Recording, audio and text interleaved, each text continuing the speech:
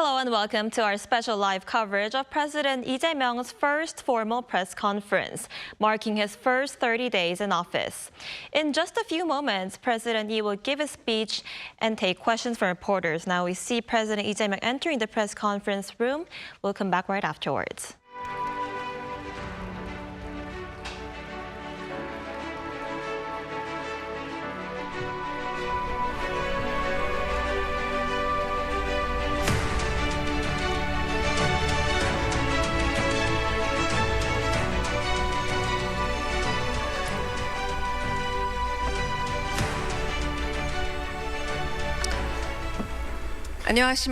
Good morning. 30 days of the president, questions by media, answers to the people. We would like to thank all the press members for participating today's conference and also the grassroots media who are joining online. Today, this media conference is being broadcast live. Not only the media corps of the presidential office, but also other media members and also grassroots media. They are divided by regions and they're invited to this town hall meeting. I am the spokesperson of the presidential office, Kang Yoo-jung.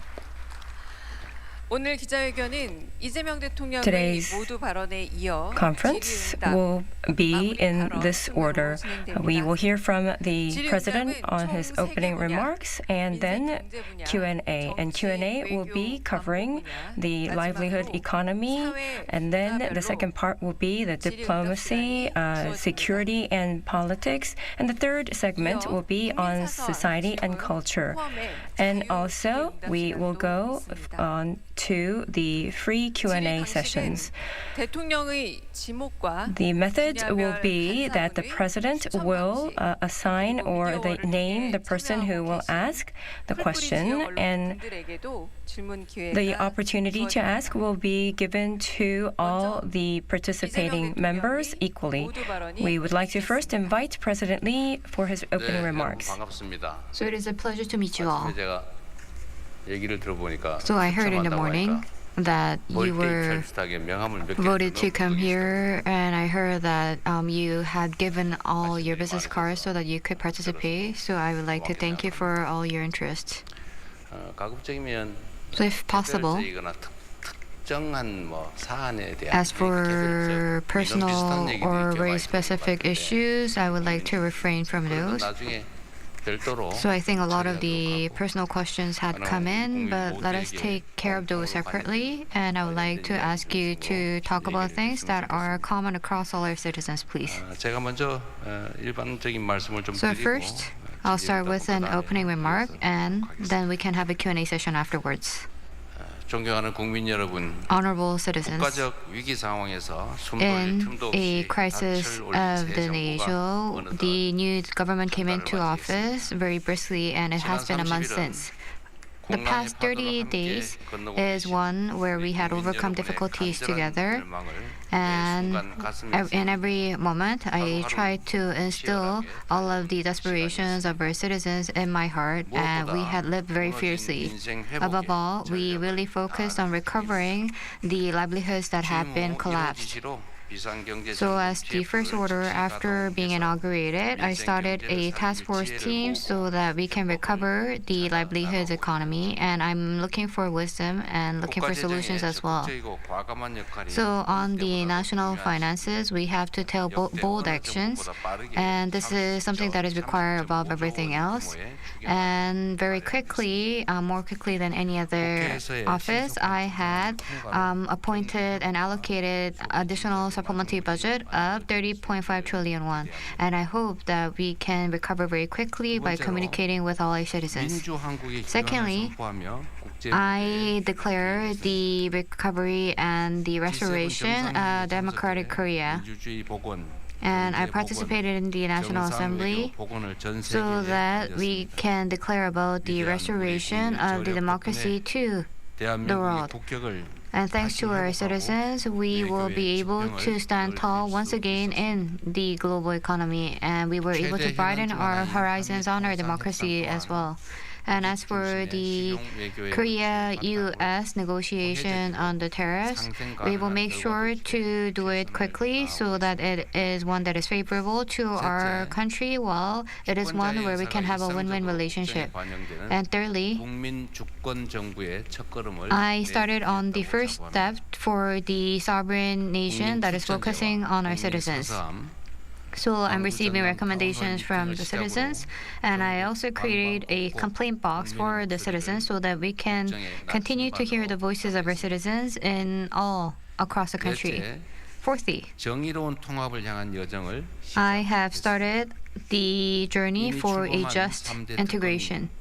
So the third special prosecution team that is launched will make sure that we can restore democracy, and I think it will be one that will play out a core role for our citizens. Fifth, for the peace and stability of the Korean Peninsula, we're going to make sure that those can be secured, and we're going to make sure that this is not harming our citizens, and we took the first step.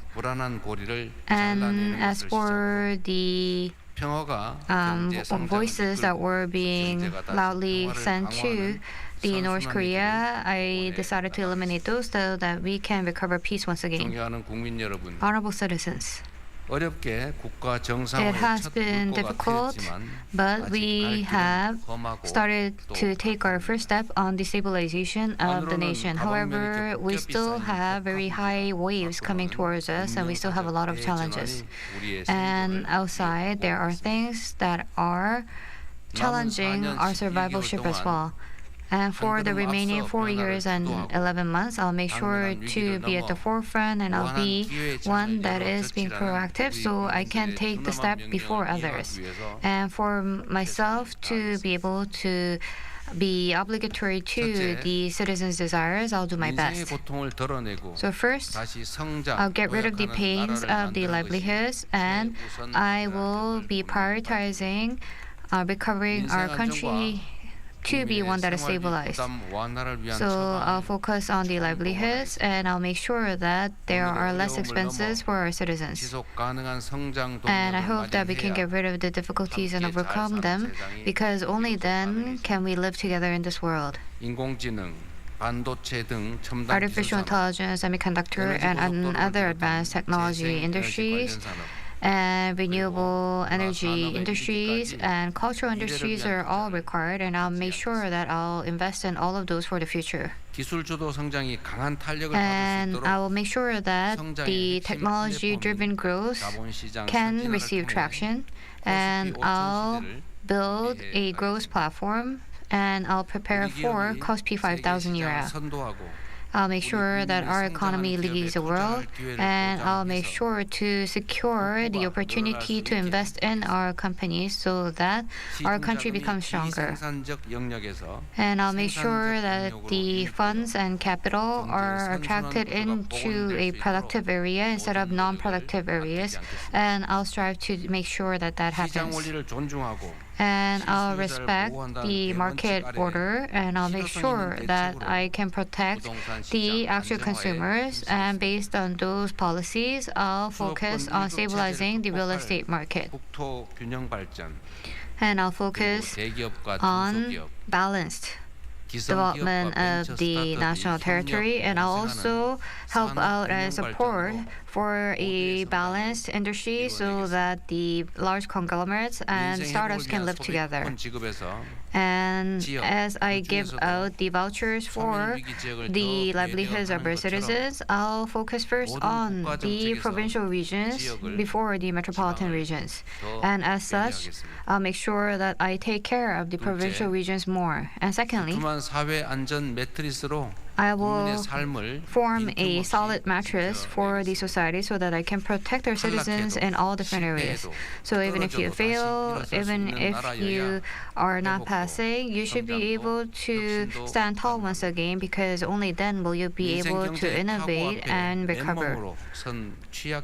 And as we face the challenges, we will have to make sure that we have a very narrowly filled social grid being made, because only then can we protect our citizens. So I'll make sure to do my best for all the preparations that are required. And thirdly, I'll make sure to do my best to fulfill the priority task to make sure that our citizens can live stably and peacefully. And I'll make sure to even come up with recurrence prevention measures so that we can come up as a safe society. So the workplaces that had led to that should be changed to workplaces where people can live, and I'll make sure that that can happen. Peace is one that is critical, and it is a prerequisite for the safety of our citizens. And North Korea has accepted our request to stop the voices being sent out to North Korea, and as such, I'll make sure that we can keep peace. Korea is one of the top 5 military powers in the world, and it is one with a huge national defense expense, and it is one of the military powerhouses in the world. And I'll make sure to be fully prepared against any provocations that can be made, but at the same time, I'll strive for peace in the Korean Peninsula. And I'll make sure that we can keep a solid relationship between Korea and U.S. alliance. And I'll also make sure that we can have a very good Korea, U.S. and Japan relationship as well. And against this backdrop, I'll keep peace and the lives of our citizens. And I'll turn Korea discount into Korea premium for sure. And as for climate crisis and the trade affairs, we are seeing difficulties in the agricultural industries as well. And there are expectations and concerns for the new office, and I understand that there are a lot of concerns about the minister continuing from the previous administration for the Ministry of Agriculture. However, I'll make sure that I keep to it so that we can help our farmers and fisheries and etc. And I'll make sure to continue to hear the voices of the site and be reflecting them on the national policy so that we can find hope in the outskirts and the rural regions. We should come up with collective wisdom, and I think that is one that will be lighting our footsteps. And I'll make sure to reflect the voices of our citizens in the state affairs, and I'll make sure to make our country into one where citizens are the owners. And I have been delegated the authorities of our citizens, and as for relevant institutions that have that authorities as well, I'll come up with a very quick reform in those institutions. And as we have done until now, the main principle of our government is the citizen. So I want to focus on making sure that we can have practical changes in the citizens, and I'll continue to execute a trust-based politics so that I can keep to the expectations of our citizens. Thank you.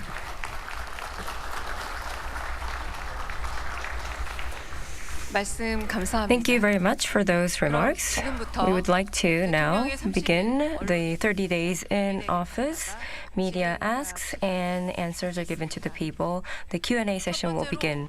First of all, we would like to cover the areas of livelihood and economy. First of all, we, to respect the media corps of the presidential office, we would like to give the opportunity to the representative of the media corps of the presidential office. It is reporter Shim Won-gi. Mr. President, congratulations on the 30th day, and I would like to first thank you for such an opportunity. For the last 30 days, you have gone to visit the G7 summit. So you have been dedicated in the domestic affairs as well as foreign affairs. So I would like to ask you if you have anything that comes to your mind as an impressive action or things for the last 30 days. And also, you have been emphasizing on communications and close communication. So you have shown a lot of such activities, but also the opposition party has concerns as well. So for the participation and cooperation with the opposition party, do you have any plans such as conference or meetings with the opposition party leaders? Well, thank you very much for your question. So, since you had your first question, I think that was a very comprehensive question, so the answer would be lengthy. So thank you very much for giving me the opportunity to speak. Actually, 30 days has gone by so fast, so we typically say that a day goes by but so fast, but now for me it's a chunk of a week, so it seems like, oh, the Friday has come back again. And why I focus on Friday is because on Saturdays and Sundays I'm kind of locked up in my residence. I am starting to feel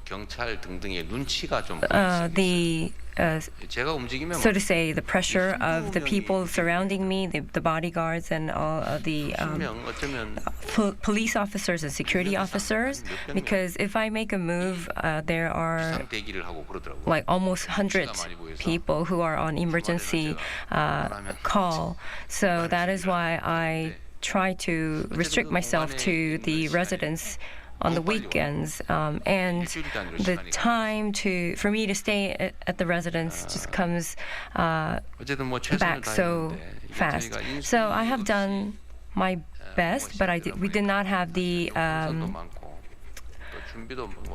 handover office, so we were not fully prepared. However, with a lot of time spent and endeavors, we are trying to fill in this gap. So my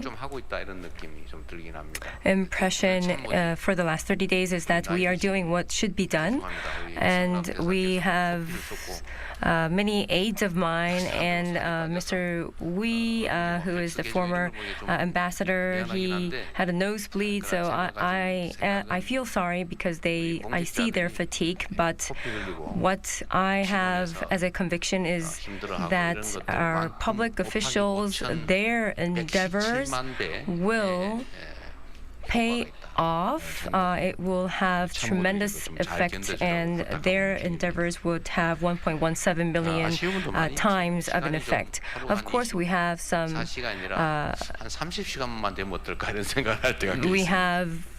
sometimes think that maybe a day should be like more than 24 hours to 30 hours. So achievements so far, maybe not achievements, but what we are doing okay so far is the stock market. During my campaign, I did talk about this, but I have a strong conviction that just by normalizing the country's structures and systems, the Kospi will go over 3,000.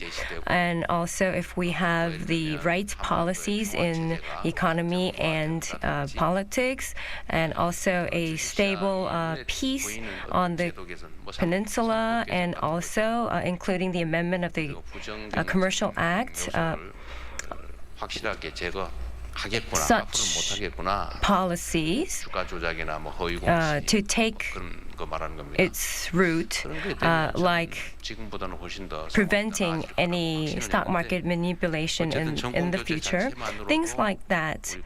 If they take on and take off, then we could have the people have more brighter future and have a positive outlook on the country's economy. And of course, limited to the stock market, I am glad that we're helping to some extent to the people's livelihood. Well, unity, integration, and appointment of personnel, they're all kind of connected. Of course, there are some complaints over personnel appointments, and we do have some shortcomings. And I know that people are pointing out that we should appoint better people. From our point of view, we have done our best, but from people's point of view or from the opposition's point of view, there could be some shortcomings compared to their expectations. But in terms of appointment, I would like to say a few words to the people.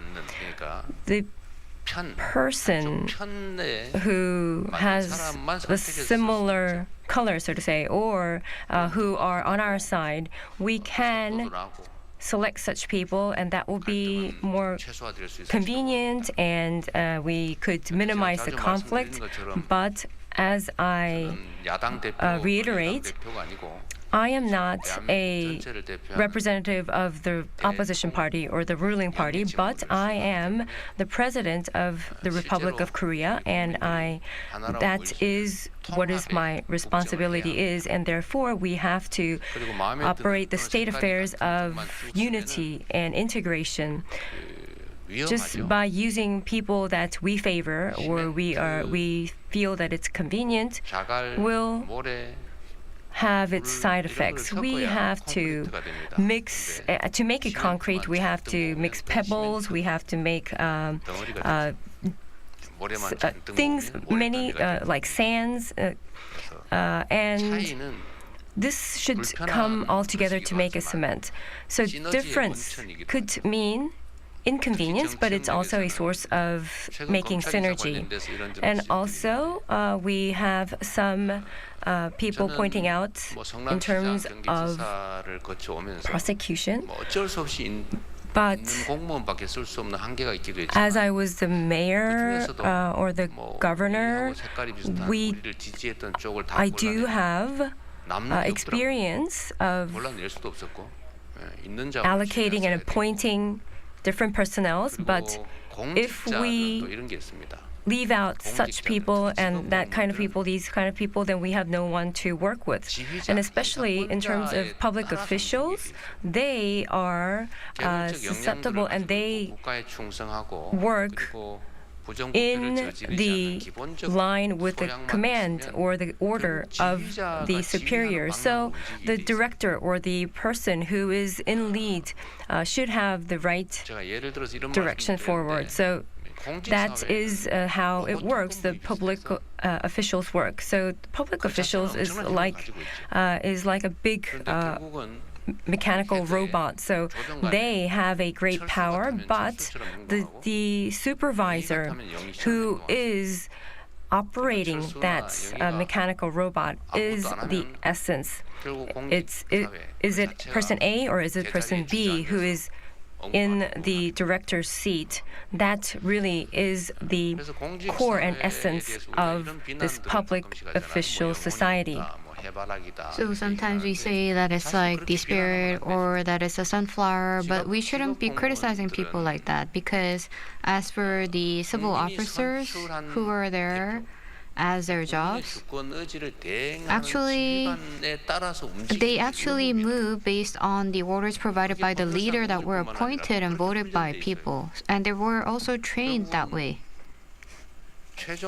So ultimately, they do what the final director actually gave them the instructions for.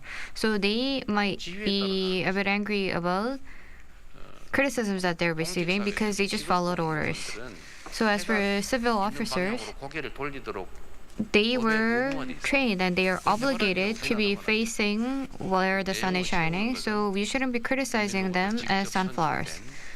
And the one taking the responsibility should be the one who were voted by the citizens and who were appointed by the citizens. So we cannot cherry pick everyone. And if we do cherry pick everything and if we only use one, then it will be an endless war.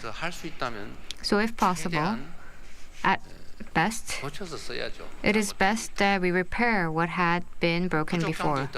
And if there are any shortcomings, we should be filling them. And we should be working together. And therefore, we have to have the basic capability.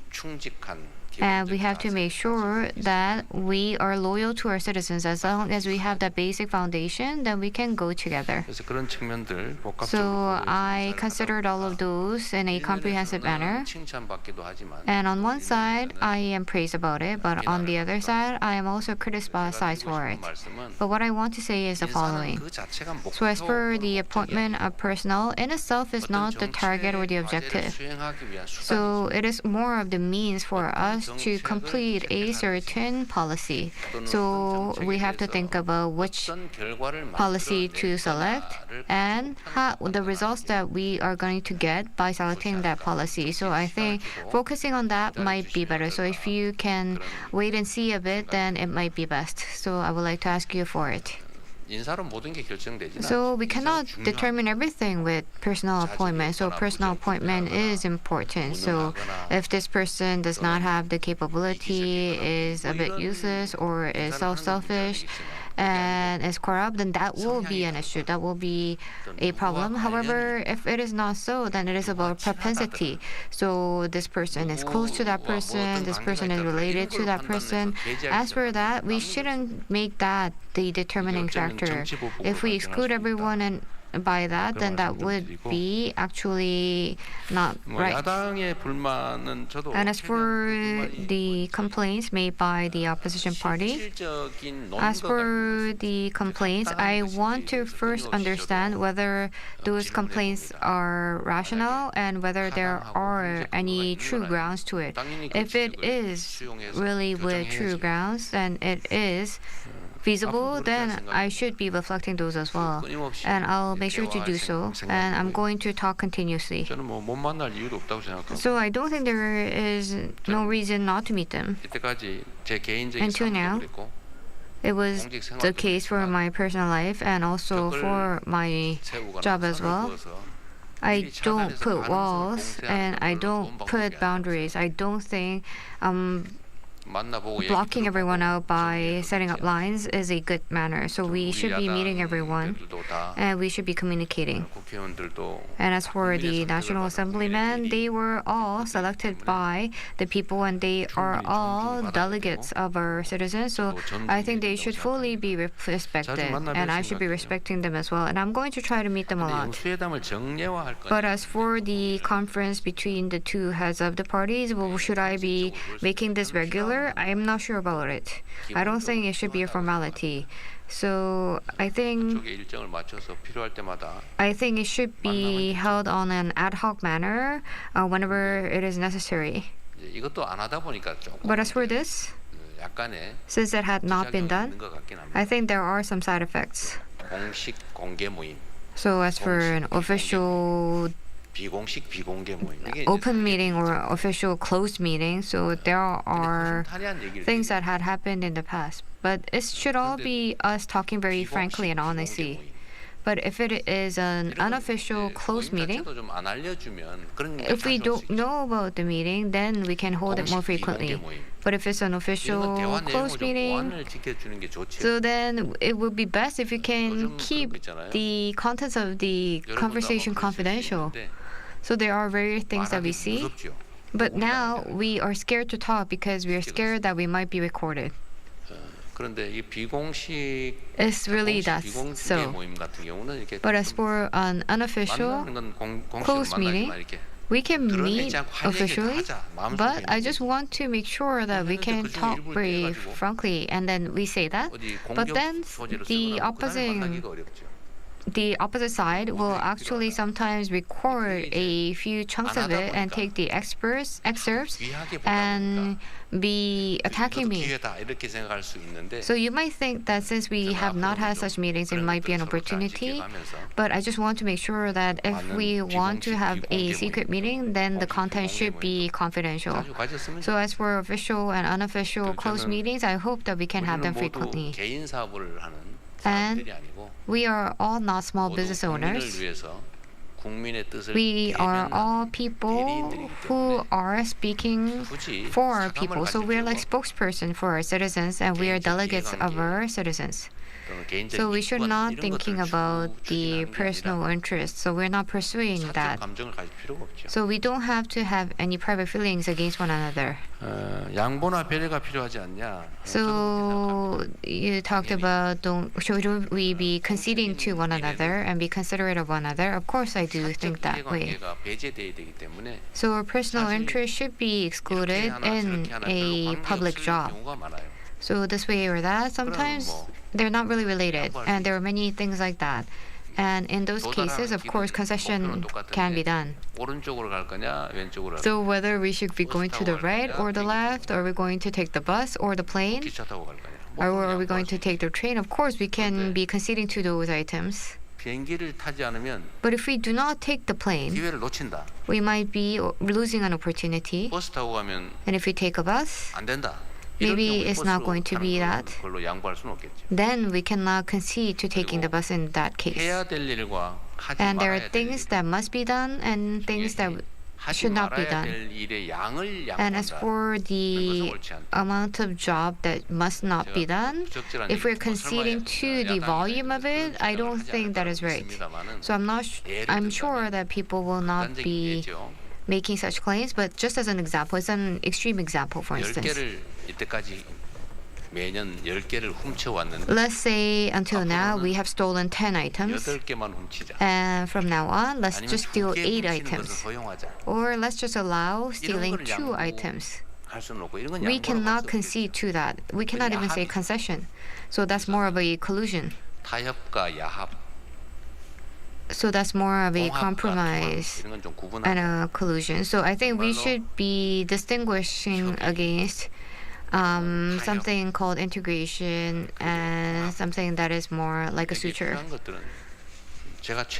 So as for concession and integration, as for what is required, since I am the final decision maker, I should be reviewing it thoroughly, and I'll make sure to do so. Thank you for your question. So thank you for your kind words.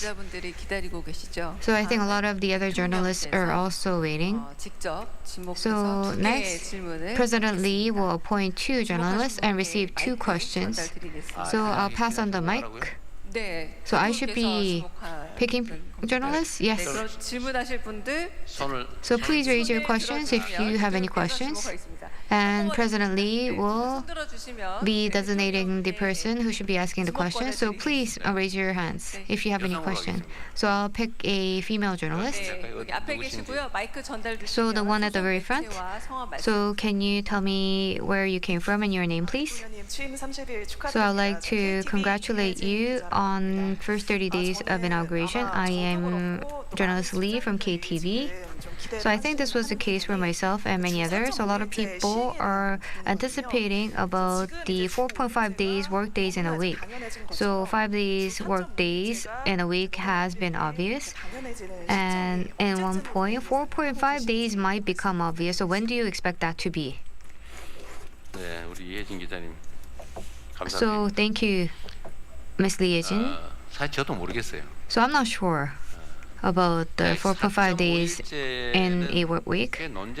So as for that 4.5 work days in a week, there has been some disputes, and the opposition party proposed for it, but the contents were a bit different.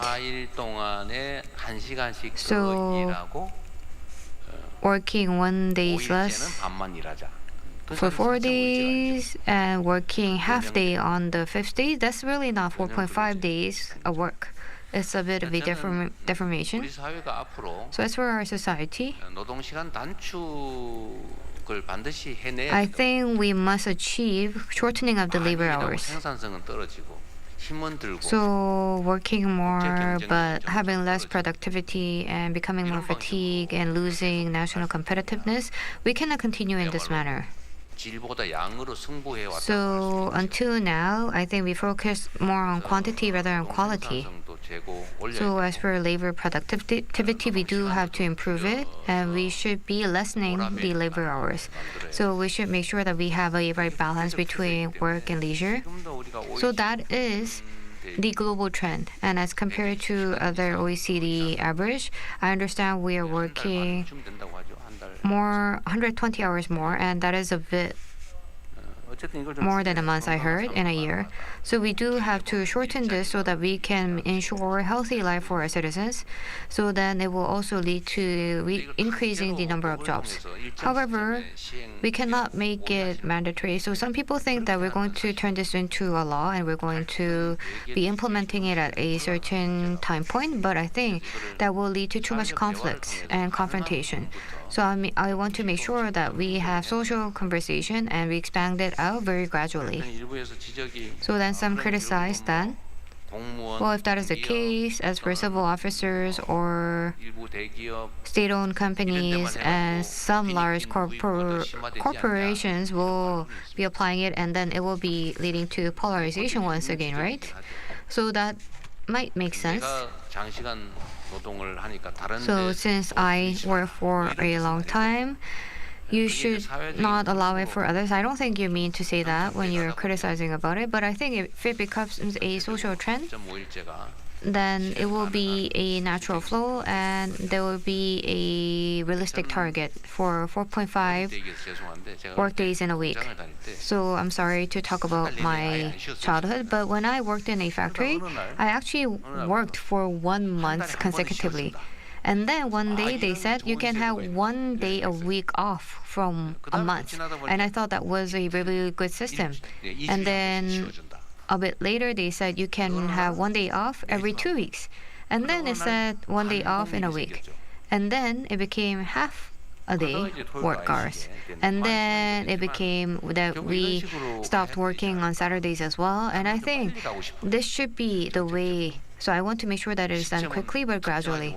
But I cannot pinpoint a certain time point. I want to ask for your understanding. Thank you. This time I'd like to ask the reporter who is at the back on the right side. So when you get to the microphone, please state your affiliation and your name. Hello, I am from Gangwon-do Daily, Lee Se-young.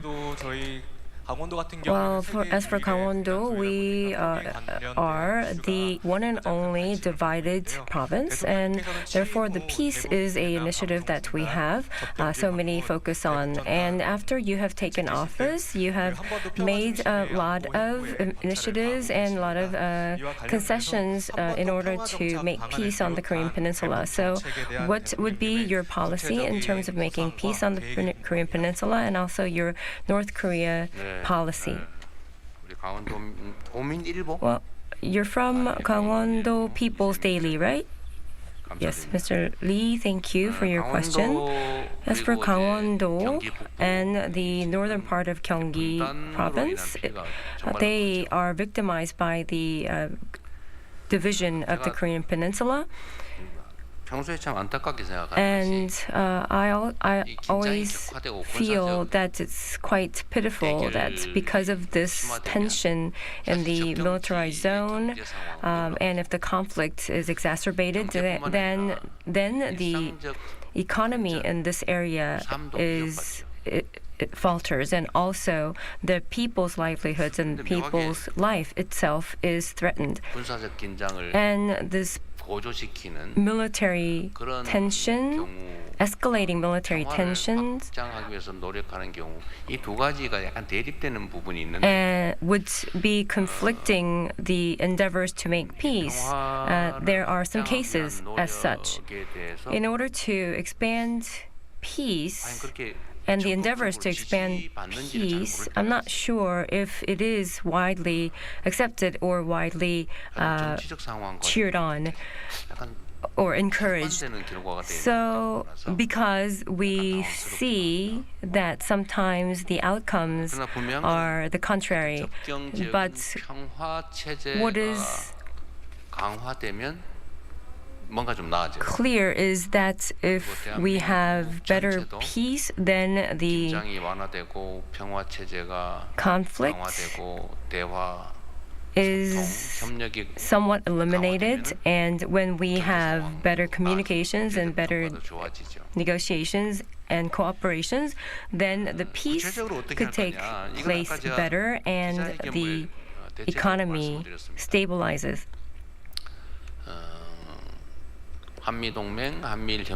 Korea-U.S. alliance and Korea-U.S. cooperation will be the foundation.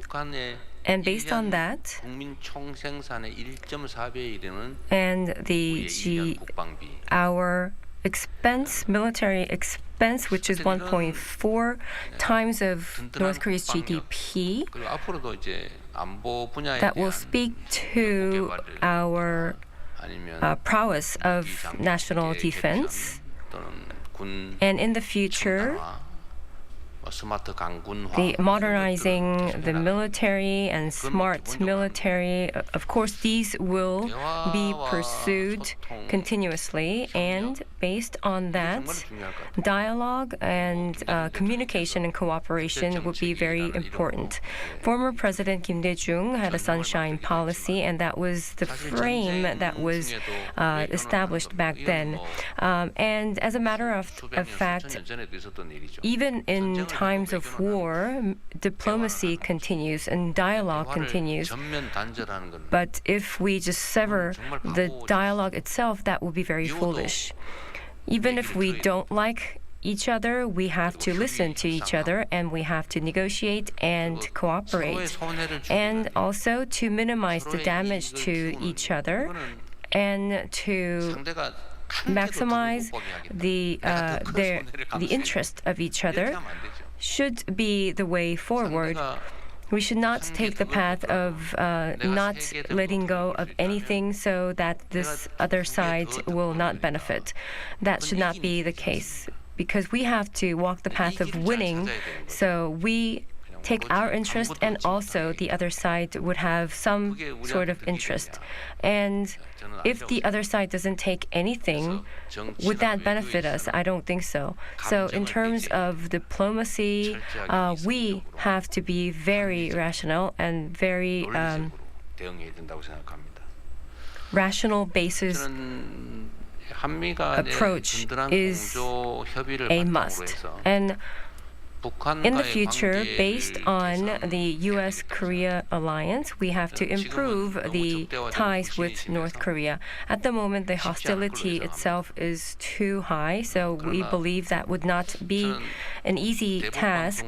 But when I stopped the North Korea broadcasting at the borderline, I did have concerns how fast they would respond to our measures, but I did have a belief that they would reciprocate, but that reciprocation came a bit faster than I had expected. So these ease of hostility would continue. As I was working as a lawyer, although I was quite young, I did have some cases of like counseling the couples, married couples. So when I talk to them, I get to find out the root causes, and when I understand what's happening, then I would understand what would be the resolution. But if I take a closer look, it's most of the cases that actually just a little bit of a misunderstanding extrapolates and becomes a big misunderstanding and maybe end up in a divorce. So I sometimes recommended that you take counseling, and afterwards you have some dialogue and come back to me. But most of the cases when they went for counseling, they did not come back to me. So when they were in others' shoes or switch roles, then they could understand each other better. And as such, we could take this approach to North Korea. In other words, we have to communicate and think in other person's perspective. We should not go into the path of demolishing the others, but we have to have dialogue, communication, and cooperation and coexistence. And in our constitution, we do have a stipulation that we are pursuing a peaceful unification. It is not by absorption, but because absorption will have consequences of conflicts and hostility. But in the eyes of history, we respect each other. And it has been about 8 decades. And in the perspective of history, that's not such a long period of time, because after hundreds of years, some nations reunify. So I know that there are some voices that we should change the name of Unification Ministry, but what I'm saying is that in the long run, we have to take a long-term perspective and make communications and cooperations and dialogue with North Korea. In terms of concrete measures, I'm not ready yet, so I can come back to you with that. Well, I'd like to ask for one understanding, a housekeeping note, that at the moment we are in the sector of livelihood and economy, so please stay in the topic. So next, we have News Won Gi-shim. He will come back. And in the voting ballot that we have prepared in advance, he will pick one. If you give it to me, then I'll call out the name on the business card. So it's almost like a real estate draw. So it feels very exhilarating to be getting the business card. So Kim Sung-min from Money Today. So please pass the mic to the journalist, please. And this is related to livelihoods and economy for your information. So I am Kim Sung-eun from Money Today. So I was picked by a ballot, and I'm really not this lucky. So maybe I was not lucky just for today. So it's almost like a lottery. So I think I'm happier than a lottery. So the supplementary budget proposal will soon be passed on the National Assembly, and that means that all citizens will receive about 150,000 won. And since inauguration, President Lee, you have come up with this proposal based on those meetings, and we cannot know about the specific outcome of it, but what is the expected effect that you have in mind?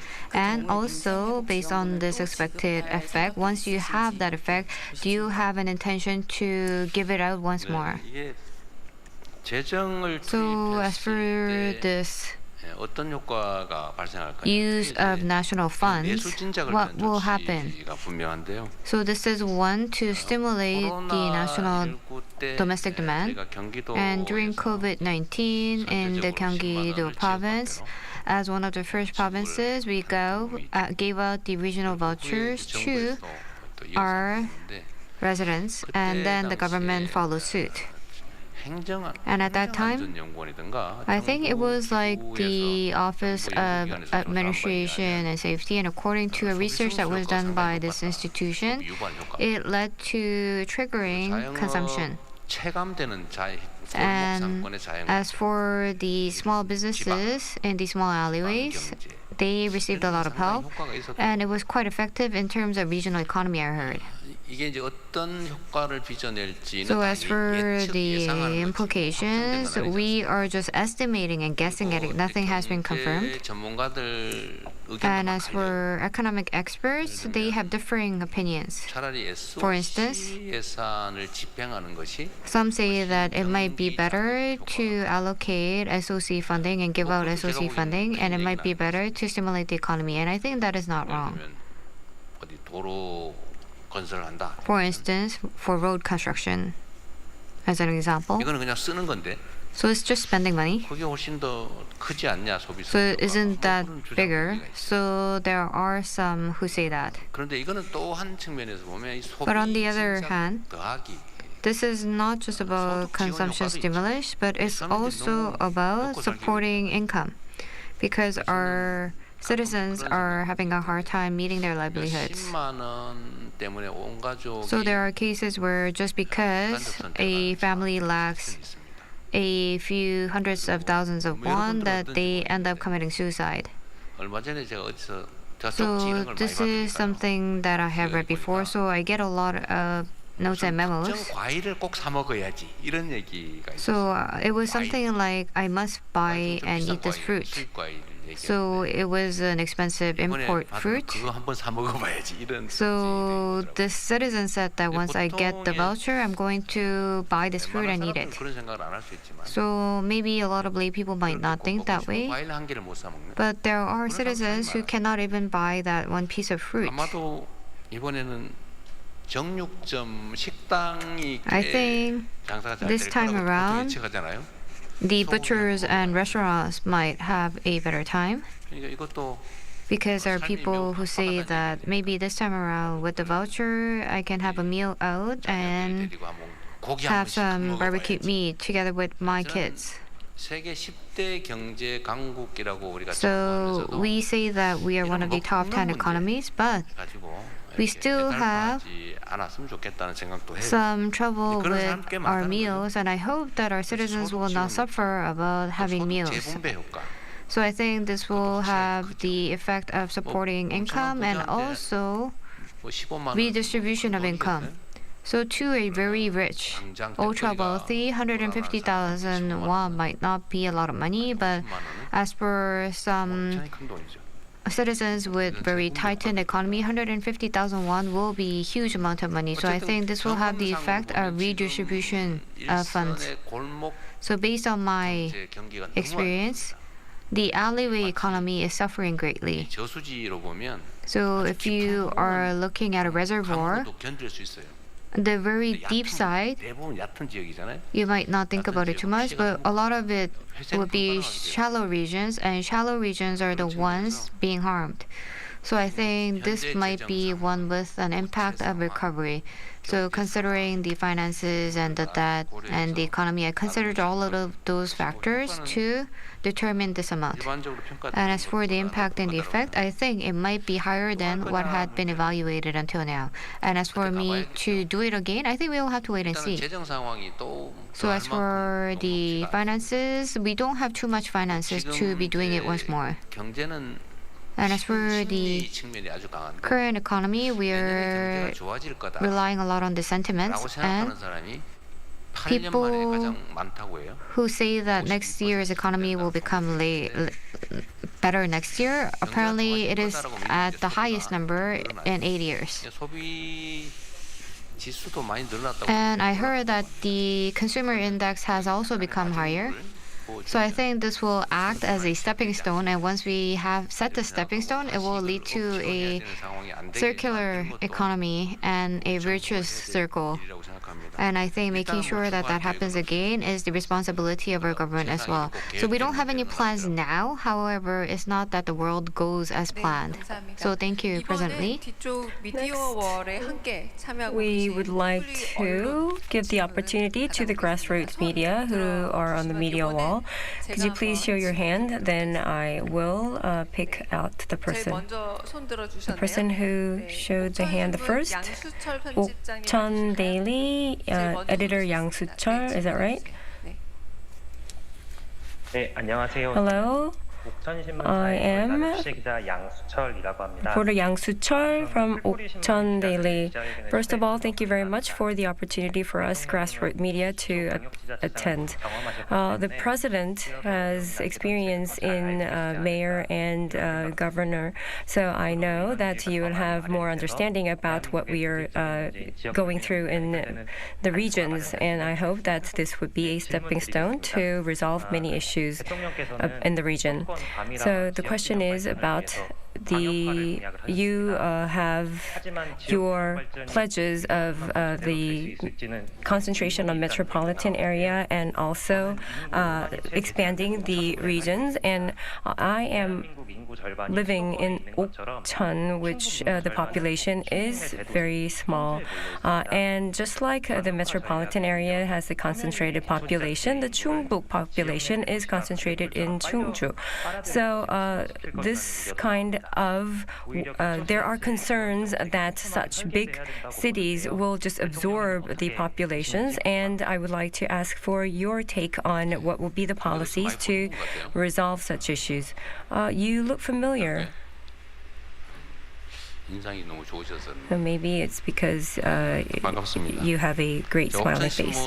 Well, it's nice to meet you. Okcheon Daily. When I was a civic activist, I did have one of my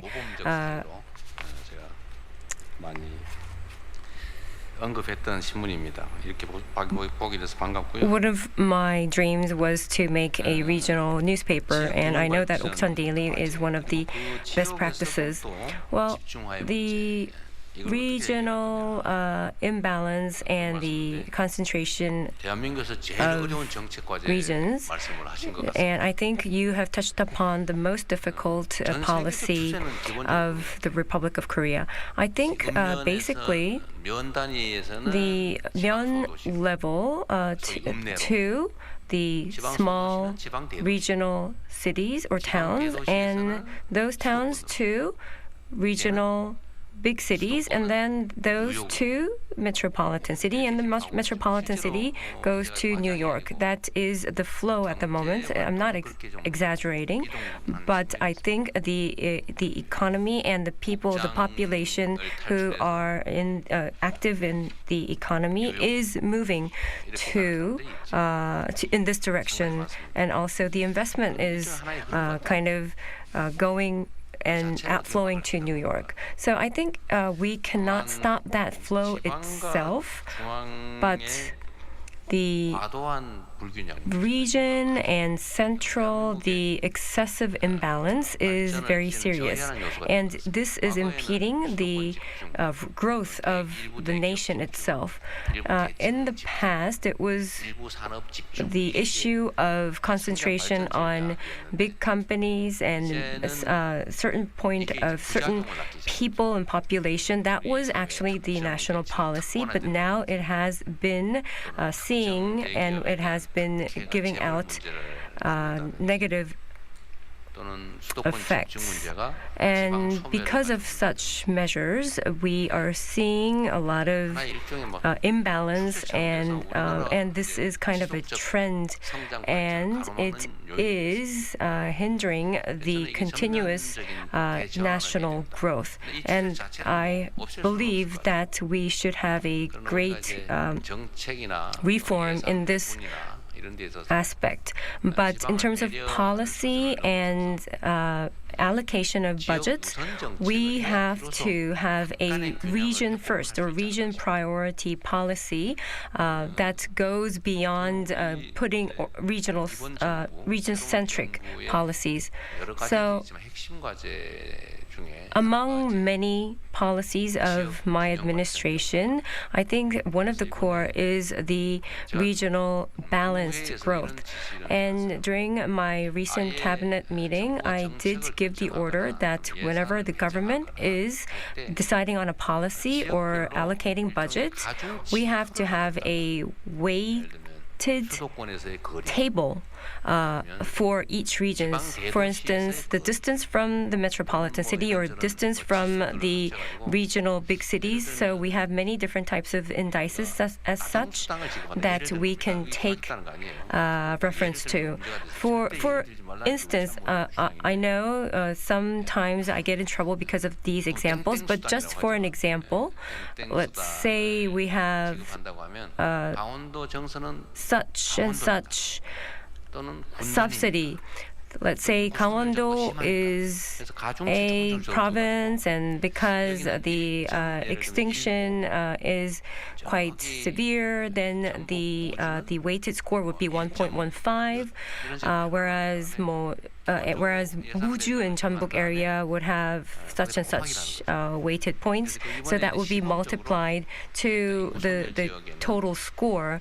So for the population extinction area, as an example, the consumer coupon that we would like to give out soon, that would be applied. So in the future, we would have this type of table.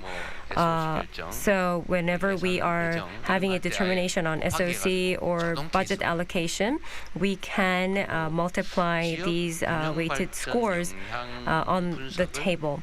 And also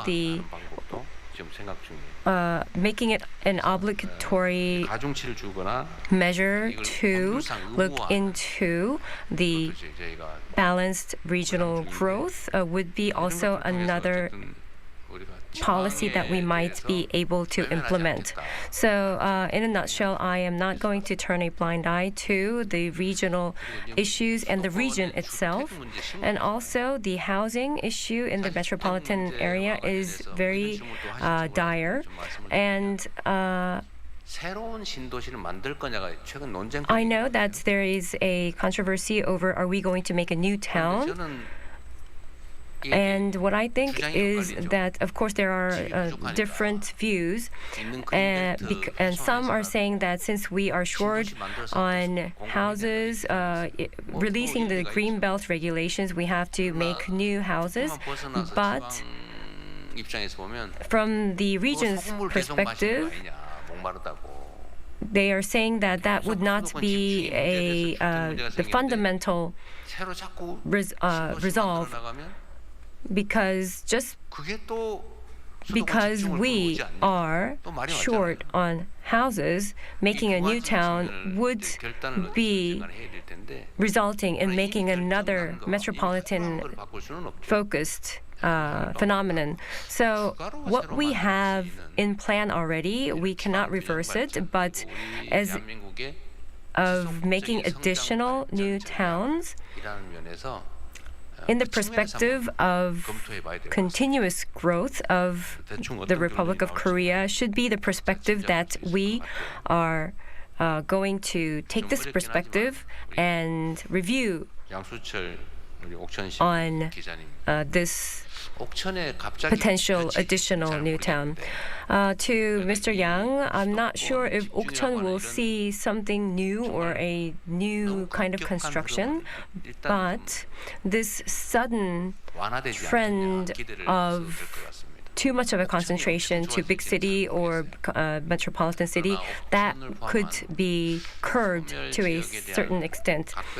I'm not sure if Okcheon will see a new day of light, but we are going to take into consideration of this regional balanced growth. And out of those, one example would be the agriculture, the farming industry, helping the farming industry with different policies. And of course, there won't be additional taxation because of such plans, but we're trying to do things like that. I know if we don't have a concrete answer, I'm kind of elaborating. So secondly, we will go into the area of politics, politics, security, and also diplomacy. And also, President Lee will pick two journalists for questions. So from the left-hand side this time around, from the front, you're looking at me with very desperate eyes. So isn't this a privilege to be sitting at the front? So you're the director from Channel A, right? so I know this journalist. So thank you for naming me. So I am journalist Lee from Channel A. So in the presidential campaign, you pledged to convert, and right now the governing party and the strong National Assemblymen are saying that we should be reforming before the Chuseok holiday. Do you also have that in mind for the reforming the prosecution office? And you also appointed Mr. Jung Song-ho.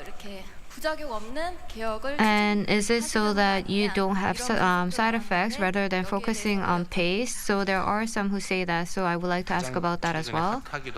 So this is one of the hot issues, and I'm a bit worried about giving you an answer because this is a bit sensitive.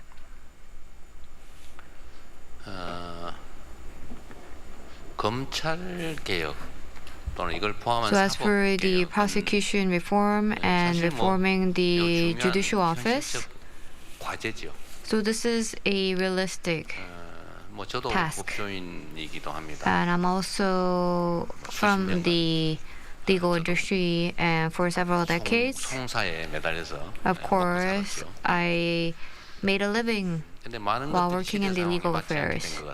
However, I think a lot of the things are not in the zeitgeist right now.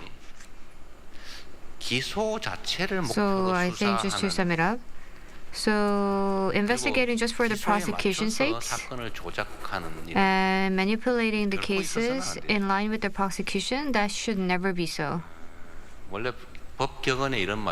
So there is this in the rule of law. So this is almost like a legal Bible. So this is related to the legal rules. It's almost like a proverb. So even if you miss out 10 thieves, you should not make one person who is tried for wrong allegations, and this had existed since several thousands of years ago. However, how is it like in reality? So this is the thinking that I get. So if someone, based on personal interest, were to indict someone and imprison them personally, or make them lose lives, that's a wrongdoing. So you don't even have to think about it. That cannot be the case ever. However, if citizens gave a person the authority to block such wrongdoing, but you are using the power of law to do it. So, for instance, if you're giving a person a death sentence by saying that this person is a spy and execute that death sentence the next day immediately, so that's not right. Or if you are requested by an unethical person and you take the property away from that person and indict them with wrong allegations and imprison them and make that person live in prison, then which is more wrong? So if you're using the power of authority, that's more wrong. However, it happens a lot. So that shouldn't happen. So this is a primitive society if this happened.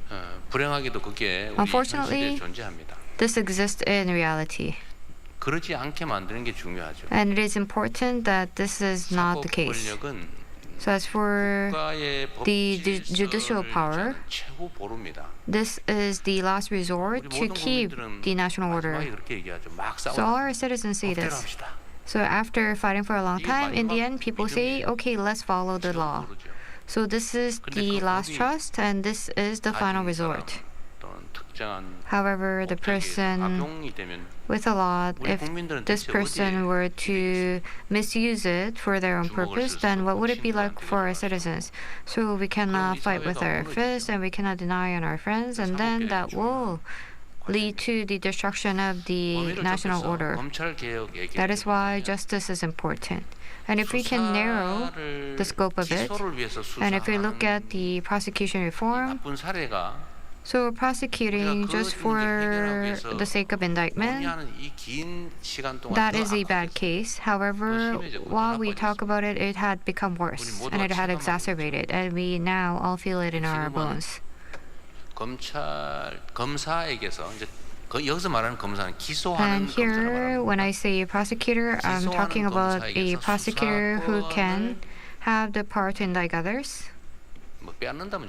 And taking the power of investigation away, well, I don't know if I can say away, but separating that power for investigation, there were quite a lot of opinions that said this should not happen, but I think that is not the case now. So the need for reformation had grown since. So I think it happened because they had done wrong themselves. So separation, prosecution power, and the investigation power, I don't think there are any differences in opinions about that. Then as for indictment and as for prosecution, in itself should be done by the prosecutor. However, then who will be investigating? So separating it, there is no difference in opinion, but who should be the one investigating? Then can the police bear that all? Then what are we going to do about the power given to the police officers? So we have not talked about the excessive growth of the police, but that could also lead to side effects, because if you give them too much power, then it could be malused. So we do have to separate, but we don't know about what we have to do about the concentration of power in the police officers. And we talked about the separation of prosecution and investigation. That I have no difference in opinions about. So, Ms. Lee, you didn't ask about why we're doing it and whether we have to do it, but you asked about when. So to be doing it before Chuseok holiday, so I think the candidates for the leader of the party is saying that. So I think systemizing it might be possible before Chuseok holiday. But we have to talk about it together with the National Assembly, and I cannot wield power in the National Assembly. However, for us to come up with a perfect system, of course, that will take a very long time. But the important thing is that we might be able to organize and structure things before the Chuseok holiday. But of course, the decision will be on the National Assembly. So I will carry out discussion, but I will also have to respect the National Assembly. But this is also related to the personnel appointment in the prosecution and the prosecutor's office. So head of the prosecution and who will be acting as the acting head of the prosecutor's office, and who will be the one giving out directions, and who the heads of the prosecutors will be, and so forth. So whether this is related to the speed or the pace, I think it might be related, or it might not be related. So I haven't really thought about that. But I think it might be a bit related. But as I have said this quite frequently, as for prosecution reform, this is one done by National Assembly, because this is something related to changing the system. So we have to make sure that we come to a decision. But this is one where the National Assembly has to come to a decision based on passing of the bill and legislation. So what we need to do is we minimize any conflicts that might arise, and we make sure that the law is implemented very smoothly. And for that to be possible within the government and within the presidential office, we have to have one who understands the prosecutors really well. And as I have said before, the key personnel in charge of it, In terms of the appointment of those persons, if we cherry pick between those who were related, who were close to this person, and so forth, then we don't get anyone out. And as I said before, civil officers just follow the orders given by their leaders. So if there is a person appointed for a term, that person is no different from a civil officer, whoever that person may be. Because if you want, then you can change that person at any time. So this is a task that has to be passed through legislation by the National Assembly and a decision made by the President, so you don't have to worry about it. So it's not related to the pace. Thank you. I think I should speed up a little bit, so I'll try to speak more succinctly. So we would like to give this opportunity to the foreign press. 마찬가지로 외신 기자분들이십니다. The 대통령께서 foreign press, the president will select the person. 그럼 한 분 더 하시죠. 그럼 하는 김에 외신 기자 한 분 더 할까요? Okay, we will have two foreign press. From the AFP news agency. Good morning, Mr. President. Where is your administration at in terms of the tariff negotiations with America? And can you realistically achieve a deal by next week? Or are you hoping for an extension? 네, 여기서 순차 통역해 주시죠. 대통령님 안녕하십니까? 저는 AFP의 캐터린 발톤 기자입니다. 여기도 잘못 알아듣겠는데 좀 천천히 말하세요. 예, 현재 미국과의 관세 협상이 현재 어떠한 상태에 있는지, 다음 주 관세 유예 기간 전에 완료될 가능성이 있는지 어떻게 보시는지 여쭙고 싶습니다. 네. 제가 천천히 해도 잘 알아들을까 말까 너무 말이 많으시죠. That was a very fast-paced question. Well, in terms of tariff negotiation, I knew that I would get this question, so I did ponder over what I should say and what's the answer. So first of all, we have a lot of different aspects because we have a security issue, and also it could have a lot of different impacts. So I'm going to be very careful. Tariff negotiations, it's not easy. That is for sure. So, and also, can we finish this before before 8th of July? This is also not determined. We are doing our best and our utmost, and also, for the both parties, it should be bothly and mutually beneficial, and that should be the conclusion. But as of yet, we are not sure what the other sides actually want. So that is not clearly determined. So that is why we are doing our best at the moment. And also, multidimensionally, the topics, we are exploiting a lot of different topics as well. And also, I think all I can say is that we're going to do my best. So I'll give one more opportunity to the foreign press, the person who is at the very back, the person who is the farthest from myself.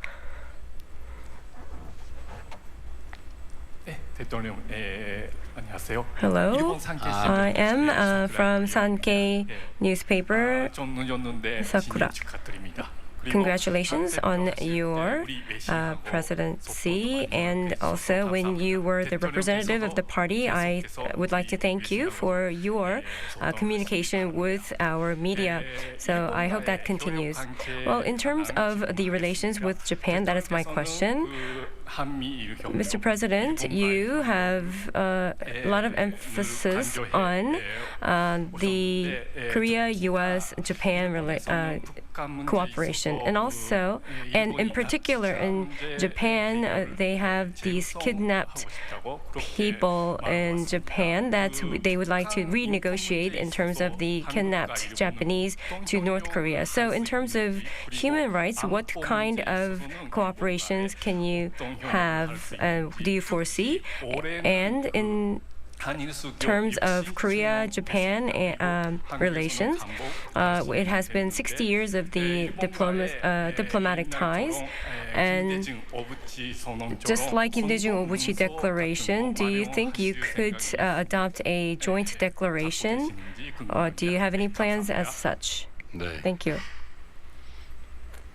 우리 전에 Well, 점심 먹을 때 같이 한번 봤던 we, 분이신가요? I think that gentleman we have had the luncheon with, right? Yes. 외신 기자분들하고 점심을 한번 한 일이 I once had a lunch with the foreign press members, and somebody wrote that I only talk with the China media, and this gentleman is from Japan media. 아직도 이 대명천지에 그런 Well, 명백한 in 가짜 this 뉴스가 daylight, we still have such fake news that is spreading, and that's quite 네, 질문 difficult to 감사드리고요. understand.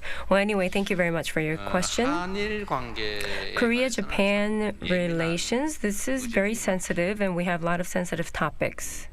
저는 제가 선거 때 And 말씀드렸던 것 during my campaign, I also said this, but the Korea-Japan relations, we are close but far 그런 존재라고 말씀드렸던 countries, and we are sharing our backyard. So we cannot be separated, actually. And also, this is a theory of 또 하나는 democracy, liberal democracy, and also North Korea's provocation of missile and nuclear missile provocations. We're both disclosed to that. And also, we have a special alliance with the U.S., so such relations are the same. Strategically and military-wise, we have the shared understanding, and we also have many rooms of cooperation in terms of economy, and we do have to cooperate. And also, the private exchange is very brisk. I think annually we have 12.3 million people of exchange each year. So that is why we're so precious to each other. But on the other hand, we have historical issues that are not resolved as of yet, and because of the history, some people are still in agony. And of course, not only Republic of Korea, but also people in Japan, and Japan itself is suffering from the past issues. And also, we have territorial disputes surrounding Dokdo. We can't say it's a dispute because it is clearly the territory of the Republic of Korea. So it's not a dispute, but it's kind of a controversy, I would say.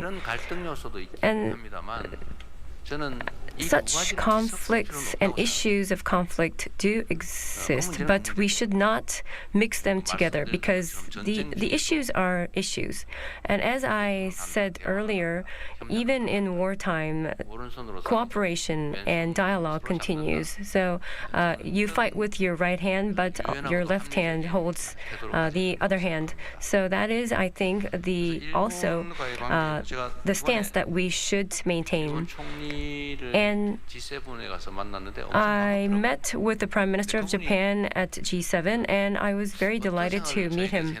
I'm not sure what his perspective was on me, but I kind of expected that he was vigilant. So I wanted to show him that he could have rest assured, and we could cooperate. And in terms of North Korea and addressing North Korean issues, we have to cooperate. In terms of economy, we also have to cooperate. That would be mutually beneficial. And the other part would have damage, and I take only the interests or profits. That's not the case. We have to be profitable on both sides. So I think that's the direction forward, and I think it is doable. And like Kim Dae-jung Obuchi Declaration, very clear relationship framework, I do agree that we could have such things, and that would be very helpful. And I initially thought about visiting Japan as soon as possible, but because of the elections coming up in Japan, it's quite busy on the ground, so we are not able to land a date at the moment. About shuttle diplomacy, this is the initiative that I brought up first. Since we are very close to each other, we can visit each other anytime so that misunderstandings could be minimized, and anything that we can cooperate through dialogue and communications, we can. And North Korea human rights issue. Is it North Korea's human rights issues or human rights issues related to North Korea? That's a little bit ambiguous here, but the abductees of Japanese abductees, I know that this is a great interest point of Japan, because when I was talking on the phone with Prime Minister Ishiba, he also mentioned this topic. So whenever the point in time would be, the human rights violation issues, we should resolve it whenever we can. And also, the family members of these abductees and the abductees themselves, if possible, we should free them and release them. And in terms of my government, if we have any parts that we can take part in or we could take the role in, I'm not sure what we can do, but if there are any, then we are going to take part in that endeavors, and I agree with that. Such endeavors should take place. It seems like North Korea is also making efforts. They're not rejecting it or denying it, so I hope that it solves out. The human rights issues in North Korea is a very complex issue. The human rights issues in Republic of Korea should also be resolved. Human rights issues in North Korea, of course, we would have to pay attention to the separate issues themselves, but the human rights issues of North Korea is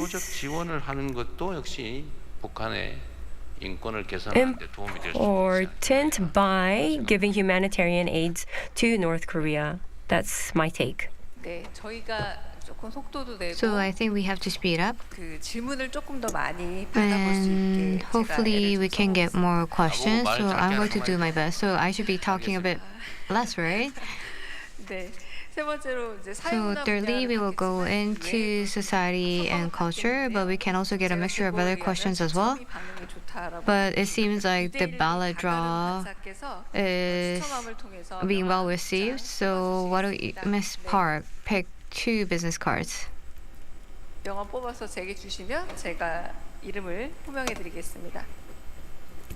네. 네, 감사합니다. Thank you. So then, so this person, who are the ones drawing? So these are secretaries. So secretaries were also selected.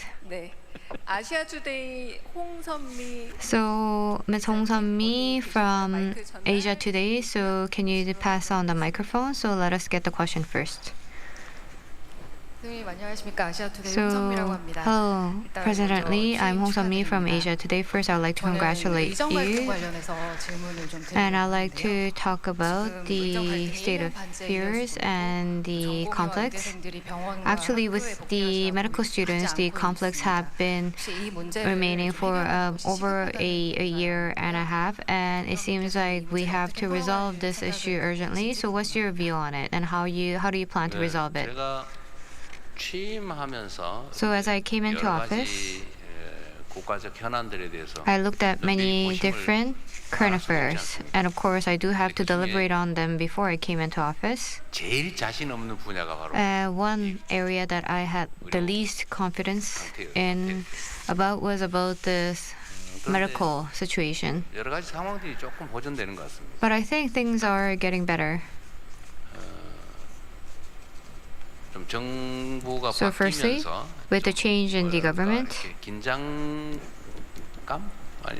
this sense of tension, I don't know how should I say this, but this distrust is being alleviated a bit.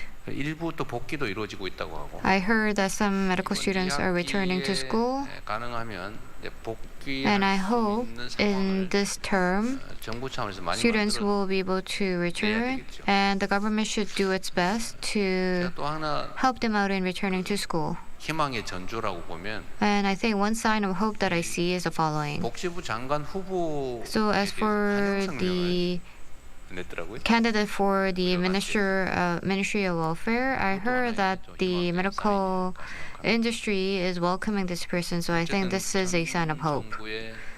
So the former government was a bit excessive in implementing policy, and it was also unilateral and hard to accept.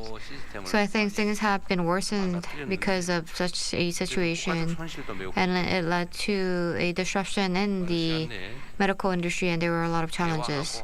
And I'll try to make sure that we can hold a lot of dialogues. And I think we need to have a frank talk. We need to get rid of the misunderstandings. So I should maybe meet with the head of the commission, Park Dan, and maybe meet with some of the medical societies as well. So I think the problem was with heavy distrust to begin with. So we need to be able to recover trust and be able to build on it. And as long as we can have some discussions, we might be able to resolve it fully.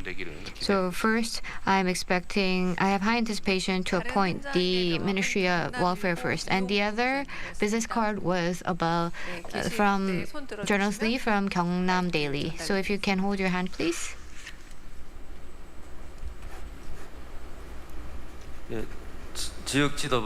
So since I'm from a provincial newspaper, I would like to ask about the province first. So public institutions moved to the rural districts. I heard that President Lee, you will be pursuing it. So could you disclose some plans that you have in mind? And also, last May in Sacheon, Gyeongnam Province, Muju Airport was newly established. However, the presidential and the district national assemblyman said that we have to integrate Sacheon and the surrounding regions for us to have the necessary economic effect, and a legislation bill was proposed. However, many different politicians in the area opposed to it, and this is leading to conflict. So what's your view, President Lee? So this is also a very difficult question. So as for Daejeon, Chungnam, I believe the media from those areas might ask a completely different question. So as for the first plan on the move of public institutions, we have not established a plan yet. And as for this, once we have an organized structure for the relevant institutions and agencies, we'll look into it. We have not come with a detailed plan yet. As for locating or relocating certain public institutions, it's a very difficult issue. As for the Ministry of Marine Industry, I propose to move this ministry to Busan and Daejeon, and Chungnam region showed great opposition. And Incheon said, why to Busan?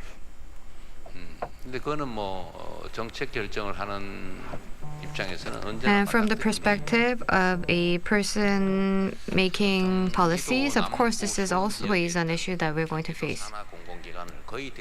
And as for the region in the Gyeonggi-do province, without any exception, for most part, we made a decision to move them to different northern regions and the western regions, and there were a lot of loud noises, but ultimately, our Korean citizens had high level of citizenship, and once it was logical and rational, then they all accepted it.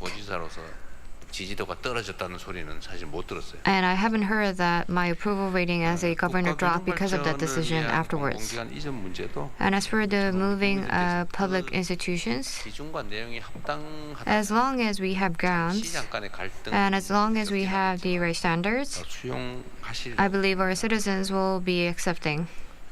뭐 어차피 얘기 나온 김에 해수부. And since we have talked about it, I'll talk about the Ministry of Marine and Fisheries. As for the situation in Busan is quite serious, and it gets more serious as long as we get further away from the capital region. So there are people who are commuting from the metropolitan area, and the southern boundary line is coming down, so the SLL is coming down even more. And there is the Namdo, Yeongnam, Gangwon province, and Gyeongbuk areas and so forth. But actually, situation is better than those areas that I mentioned. However, moving public institutions out of capital region, and we actually focus on areas like Chungnam and Daejeon and so forth.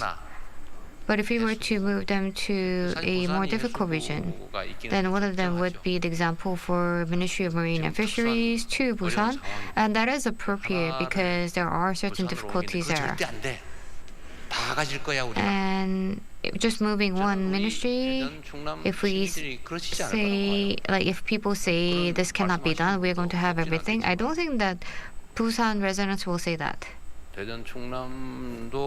As for Daejeon, Chungnam, and Sejong City,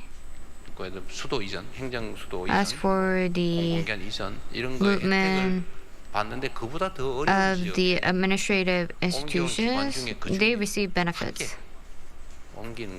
However, the more difficult challenge that we may face would be from the academia, but I don't think we're going to receive this series of positions from them. And I heard that some people say, why Busan and not Incheon? But isn't move to Daejeon important? So if you say, if you're going to go elsewhere, come to Incheon and not Daejeon, I don't think that makes sense. So Daejeon is a growing city, and if you're going to go to Busan, come to Incheon, I don't think that makes sense. You can make that argument, but I don't think you can get some acceptance when you say that. And since we talked about Incheon, just to make sure that I get rid of any misconception, let me say this. So as for the court, so the court for the Marine Corps should be done in Incheon and not in Busan. We can have it in both.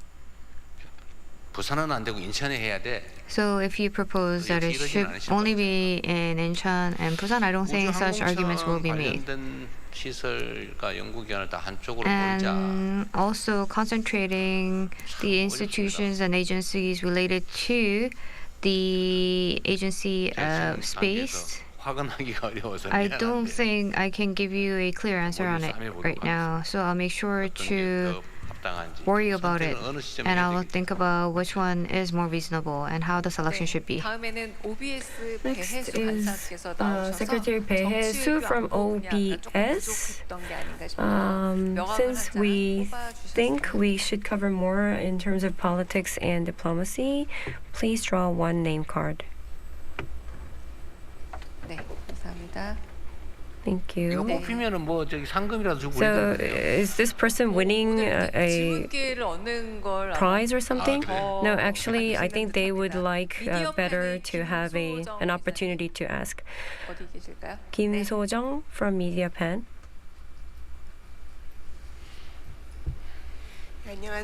Hello, Mr. President. Thank you very much for the opportunity. Your approval ratings is quite high, almost 60%, and I believe that is expression of people's anticipation to your administration. And also, there is an also like imperialistic presidency system that is maintained, and also the ruling party is the majority, and therefore the legislative power could be weakened of the National Assembly. And in terms of this, do you have any plans to complement such areas with any plans or measures? Yes, I have heard that the overwhelming majority of the National Assembly is taken by the ruling party, and also the president's power is quite big. Isn't this a problem? But what I want to say is that this is the decision of the people. Always the situation would be either way. It would be the opposition party bigger and the ruling party small, or the other way around. So until today, the history of Republic of Korea, it was also always the opposition party of the majority. And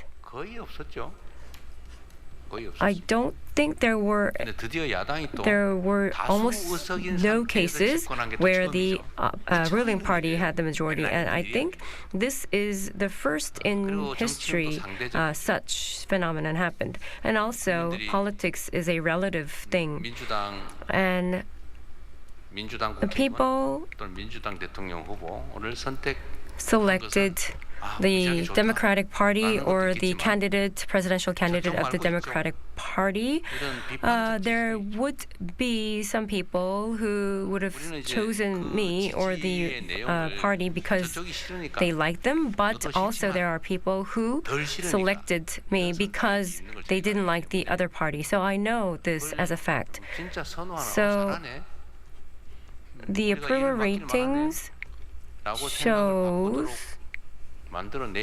that we should strive more to make people think that, oh, this person is doing his job. So, because of this phenomenon of the ruling party being the majority, I don't think it is right to say that that is your responsibility. And we also have our regional elections coming up next year, and that will be also another judgment. And another judgment comes up the year later. So, there's always a judgment by the people. So, if there is something wrong, it will change.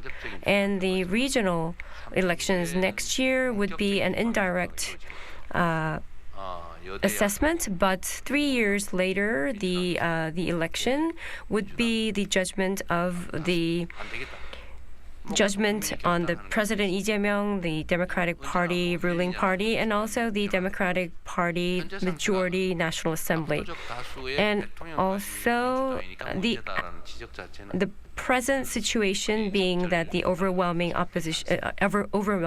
ruling party as the Democratic Party, and also the president being from the ruling party, I think that itself is not something that we can do or change. It's the fact. And also, I know that the approval ratings, about 20% or 30%, are saying that I am really, really bad. That would be because of my shortcomings, and that would be also because of some other issues. And for that, I think it is a matter of me trying to persuade them or making a actual change to their livelihoods and their lives. So, of course, they might not like me, but they would think that, okay, I'm doing good or a better job. So, other presidents, like former President Moon Jae-in had 80% approval, and another former president had almost like 80%. So I don't think my approval ratings are so high. So I would be very humble and will try to prove myself to the people and be selected by and be recognized by the people. And also about the imperialistic presidential system. As we all have experienced, president being imperialistic, I think that itself does not make much sense because the National Assembly, if the opposition party is the majority, there's not much things that could be done. The former president struggled a lot, didn't he? Well, of course, I was the representative of the opposition party and now in the seat of the president. And of course, there is a reflective aspect of what we have done, and I reckon that he would have struggled. And it is not that imperialistic, as a matter of fact. And in terms of what we can do, in terms of the system, I don't think this is the role of mine. But the role of the auditing, if that could be transferred to the presidential office, I think that will be favorable. And also for the president's own sake, it is good for the president to be audited. So that is why I made the order of the special investigation system. So this is to prevent any difficult situations or any sad situations that might happen to the individuals surrounding the president or the president and the president's family. And therefore, I believe it is beneficial for all to have an appointment from the National Assembly of a special investigator to the presidency. And in terms of changing the system itself, I did not have a chance to have deep thoughts about it. So as I was standing here, journalist Hon Jong-ho from Seoul Economic Daily asked to draw once more. So this will be the last question. So Mr. Bae, it seems like we have one more question coming from the Livelihoods and Economy section. So if you could pick one more business card.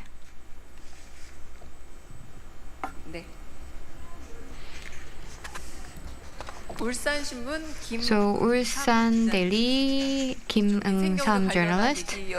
So I hope this is related to the livelihoods and the economy. So you can of course ask freely. So I am Kim Eung-sam from Ulsan Daily. So thank you for giving me this opportunity to ask questions. So since my daily is in Ulsan, I'll talk about Ulsan. I'll talk about the Ogok or system, so I would like to ask about your view on it. So as for it, so I think there are probably people who have heard about it for the first time. So right now, a lot of people saying that the Korea is a polarized system where everything is related to the metropolitan area. So people are saying that this should be the E5 hub and 3 special city. So like the Honam region, Chungcheongbuk. If you were to include that, then including Seoul, then it would be the 5 hubs instead of 1 hub. And Gangwon province, Jeonbuk, and Jeju are excluded. So those are the special autonomous regions. So then it would relate it to the 5 hub, 3 special city. So that's how we named it. And this is a core principle and core policy for development of the provincial regions. And also the Buul and Gwangju, Gyeongnam, and the Honam regions and so forth. So whether it be policies or finances, we're going to focus on these different hubs and special cities. And one of them I heard is to make 10 different Seoul National Universities. So to foster provincial universities and building infrastructures and coming up with institutions for fostering talents and also attracting companies into different provincial regions and so forth. So I'm going to comprehensively think about those. 똑같지는 않겠지만 So of course, these regions may not be the same as the metropolitan areas, but we should come up with new hubs, and I keep talking about it. 개별적인 정책들이 집행이 될 텐데. So we're going to carry out many individual policies, and I might be visiting other regions, and I might hold meetings with the representatives from different provinces to talk about how we can concretize this 5 hubs, 3 special city system. So I'll continue to talk about it. 이게 기자들의 질문에 답한다는 걸 So this is about media asking questions and myself talking, but maybe we can continue a bit more. 통신사들한테 기회를 좀 주시죠. So why don't we give some opportunity to the telecommunications company?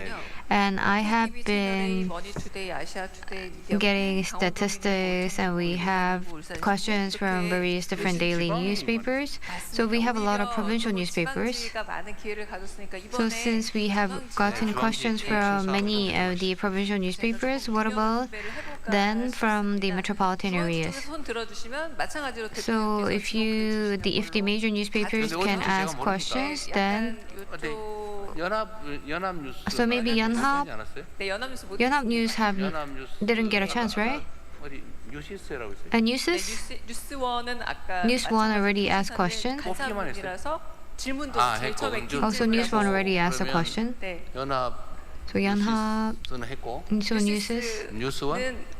so no, not News One. So there is Yonhap, News, and who else?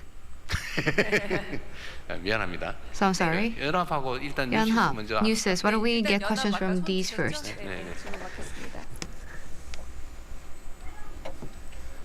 예, 대통령님, 연합뉴스 황윤기 Hello, 기자입니다. I'm Hwang Yoon-gi from Yonhap News Agency. Thank you for the opportunity. Well, I would like to ask a minor question, but it is not a petty question, and a question about the discriminated. When you were the candidate of your party, you said that there should be a societal consensus in terms of the minority. If there is a societal consensus that is necessary, do you have any intentions to have such town hall meetings to get these consensus? And also, if the discrimination prohibition law, if this is too premature, then do you have any plans that would be the intermediate plan or law that goes to discrimination prohibition law? Well, maybe I shouldn't have given you the opportunity. That's a joke. This is a very sensitive topic. This is also an important task of the society. But first of all, I'd like to focus more on the livelihood and economy, because this is a pressing issue. Because there is a economy first, and things that is less of an importance could be delayed a bit. So I do believe that we should have a very cumulative societal debate and discussions on such issues. And it is, if possible, should be taken the lead by the National Assembly. Of course, if nothing works out, we could take the lead. But if possible, it should be the National Assembly who can have and hold such debate on such provocative issues. The living partnership law, I think that was one of our campaign pledges, but I will take more attention to those issues. And also newses. So I think this will be the final question. Yes, I think that should be so. I think starting at 12. I also have another conference set. So thank you for giving me this final opportunity. I'll ask you a very easy question. Thank you. So, since we only have one more question, I would like to mix a few questions. So, we talked about the Korea-US summit and Korea-Japan summit. So, I understand that you are finding time to have those summits. And I am sure you also have some vacation plan on August. So, as for this plan for the summits and your vacation, could you disclose of them? As for Korea-US summit or Korea-Japan summit or Korea-China summit, if there is an opportunity, I would like to meet as many people as possible. So for the advancement of Korea's economy, right now, we cannot exaggerate if we say that it has been based on trade and through international trade. However, with bias in the market, we are facing challenges, and the market has to be diversified as well. And therefore, I think diplomatic competence is important. So when I was the mayor or when I was the governor, I had worked together with different business people on overseas exchange affairs, and I think that was quite efficient. And Korea is now recognized as one of the powerhouses in the world. So we should look into diplomacy a bit more, and I think it might be better if I meet more people and expand our horizons.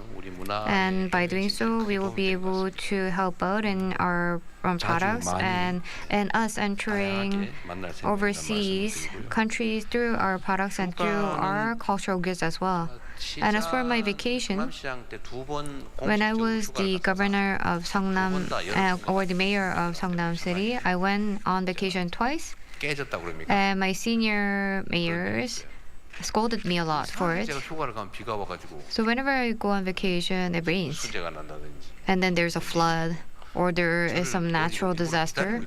And it seems like those disasters are waiting for me to happen. So then my senior said, as an elected public officer, how can you go on vacation? When you open your eyes, you have to be the president. So that's why, as a mayor, I didn't really go on vacation. But then that also led to side effects. So then my subordinates could not take a rest. So then they complained to me about it. So I do have to decide on my vacation season. However, during that vacation season, I might be still working. And anyhow. But this time, I think I will have to go on vacation. But I heard that there will be the party conference during the time. So anyhow, I don't know for sure, but I will be taking a rest. So once the regime stabilizes, then I do have to take a vacation, because once everything is stabilized, like on a ship, then the captain does not have to go out to give out all the directions. So I think that is the same case. So I think as long as we can stabilize, then I'll go on vacation. So, and when I go on vacation, maybe we can have a free discussion time. So maybe we can draw some journalists to meet together with me during my vacation. So anything more to say? So you already had your chance. Oh, he did not get a chance. So it's your. So if I can say one more thing. So we didn't have any chance to give our chance to our citizens, but we're going to have another dialogue with our citizens. So I like to say that we're going to have another chance. So what was your question? I'll give you 30 seconds. I'm from Seoul Economic Daily, Song Jong. Well, you talked about the balanced growth and the concentration on the metropolitan area, and the new town would be like drinking seawater when you're thirsty. right? Or salt water. Well, since we're short on time. So the real estate measures, because of that, the loans are strictly regulated, and it seems that it would not be a good signal to the market that you're not going to make new cities. So I'd like to ask your opinion.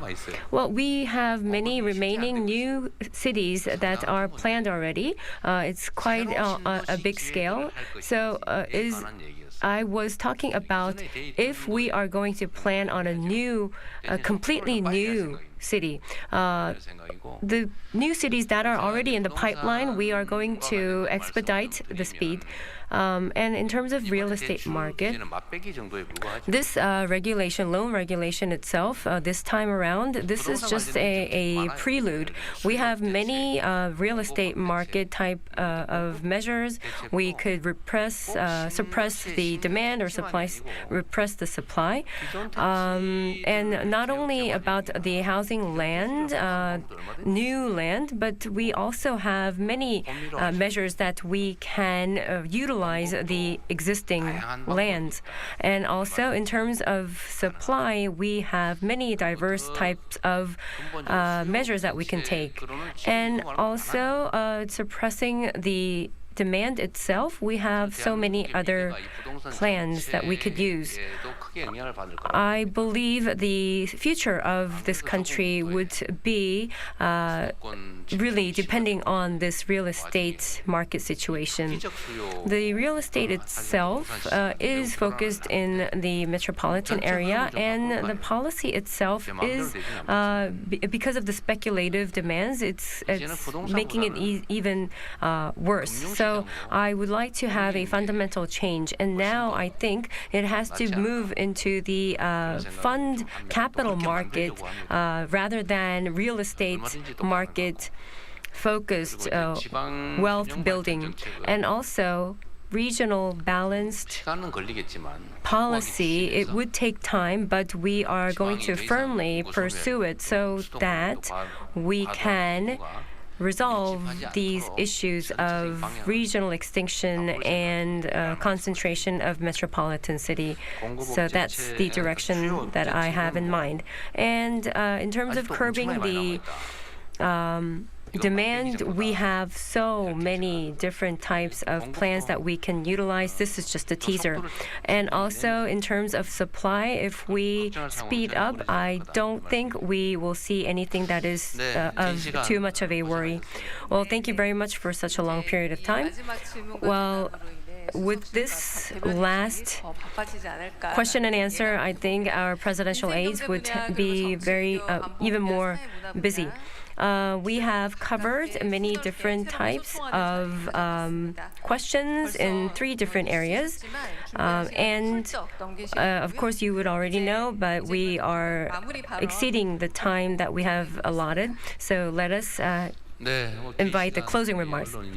Thank you very much. Thank you all for staying with me for a very long period of time. And I would like to also thank the citizens and other journalists who have viewed us through the online broadcast. So I know that there is high hopes for myself and the new administration. So as we have also said, Korea is a great country and Korean citizens are great citizens. Whenever there are national crises, our citizens came forth to overcome those crises. And as for revolutions that we face that are unprecedented in the world was quite shocked about how we overcame those. And we have a lot of challenges ahead of us. However, I think the public officers should be the ones taking the first steps. And as long as our citizens also support us, then we will be able to overcome all those difficulties. And I think we will be able to enter an era that is unprecedented and full of hope. So I'll make sure to think 1 second like 1,000 tons of gold, and will make sure to think of my time as president to be one with high anticipation. I'll do my utmost. Thank you. So now we will complete the first 30 days of the president, and we will finish the press conference. So we will first have President Lee lead first. So that was President Lee Jae-myung taking questions at his first press conference, marking his first 30 days in office. For more on today's comments from the president and where President Lee stands on key issues, we're joined by Professor Choi Hyun-sun, professor at the Department of Public Administration at Myeongji University. Professor Choi, thanks for joining us this morning. Good to see you here. So we just heard the president speak at his first press conference. What are the key takeaways and what are your thoughts on his comments today? Today we can see who is president in South Korea, and he liked to meet the people. He liked to talk a lot, and then I can see the virtual participation. That's very interesting. Also, there are drawings, their name business card. That's very interesting. So I think that he thinking about the people-oriented governance, and he want to be more the communication. He want to be more the transparent with the media and people. They're a very good position. Also, he maybe prioritized about the supplementary budget. Maybe he can use for the economic stabilization. So I think that's a very good proposal as the first media conference. I think I was very surprised. Only 30 days after his inauguration, he had this kind of big event. Right, and President Lee Jae-myung has been focusing on getting South Korea back on track, especially after this country was left without a leader following the martial law declaration. So what are your thoughts on his first 30 days in office so far?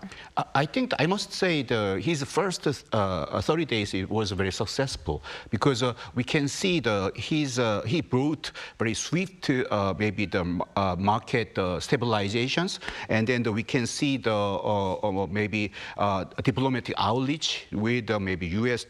tariff issue and China and Japan relations and many other things. Also, I think during the last 30 days, actually the people's confidence about in our country is rising up. So I think that his first 30 days is very good. Also, he proposed a lot about redistribution policy, which means we have unbalanced development, and we have many the conflicts among the many different parties, all the regions, and then the generation. So I think that it's time to rebuilding the public trust. I think that in the 30 days, he has a really good start.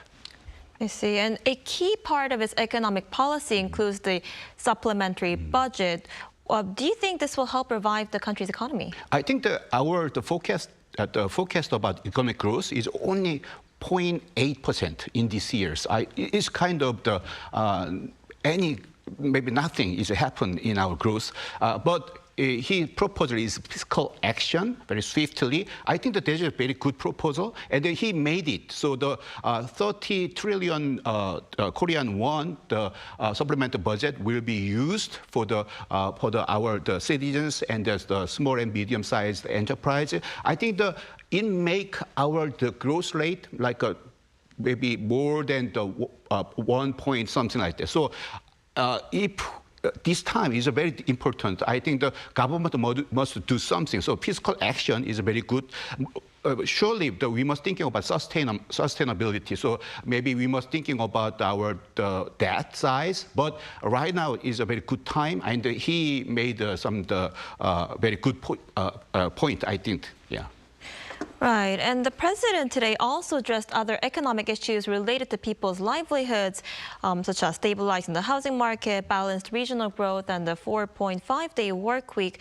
What are your thoughts on these policies? I think that he must consider about the failure of housing policy in the Moon Jae-myung's administration. So I think a key point, maybe he described something in today's conference, but he must focus on how the government policy will be in harmony with the market. That's a key point. We cannot change everything with the government policy. We can see many failures. So I think right now the housing market is a little bit moving maybe in unexpected way. So, but probably government should be very careful. Also, he pointed out the regional disparity. I think the President Lee Jae-myung has, as a mayor of the Seongnam-si and he's a governor of the Gyeonggi province, he had experience about how we can deal with the disparity. City of Seongnam also has disparity issue. Gyeonggi province also has a disparity issue. And now in Korea itself, it is a very hard issue, but he tackled a very good point today. Also, maybe there is issue about 4.5 work weekday. It needs time. I think the government should be patient. Also the citizens should be patient because we restructure so many things industrial way. Then we can do that. I think I hope 4.5 work, but still take time. So I think President should be very cautious about this. Right, and on diplomatic and security policies, he does seem to be particularly focused on maintaining peace on the Korean Peninsula, right? Mm-hmm. Yeah, because after his president, after 1 week, he stopped the loudspeakers against North Korea. That's very good. I think he tried to rebuild some trust with North Korea because very small, we are small countries, but we are divided. I think in this situation, how can we maybe sustain ourselves? That's a big issue. So he outreach with North Korea, and then he tried to rebuild another trust, maybe China and Russia, and then Japan. And at the same time, he making the more close tie with the United States. I think that he tried to outreach. He's willing to meet any leaders in those countries, as many as possible. So I think that's a very good position. Yeah. I see. And what would you say is the most important goal that President Lee must achieve throughout his 5-year term? Yeah, there are many issues, but I would say the people expecting South Korea is a very good country. We made a lot of success, but people are not happy. So how President Lee Jae-myung making the citizens and our people happier, I think that is we must focus more about the people, not only maybe the other things. So I think the president now is focusing on how we can make a more happy country, and then at the same time that means rebuilding our trust. So I hope that in his 5 years we can rebuild our trust among us, and that we can make a more better country. I see. We'll have to see how it goes. All right, Professor Choi, thank you so much for your time today. We appreciate it. Thank you.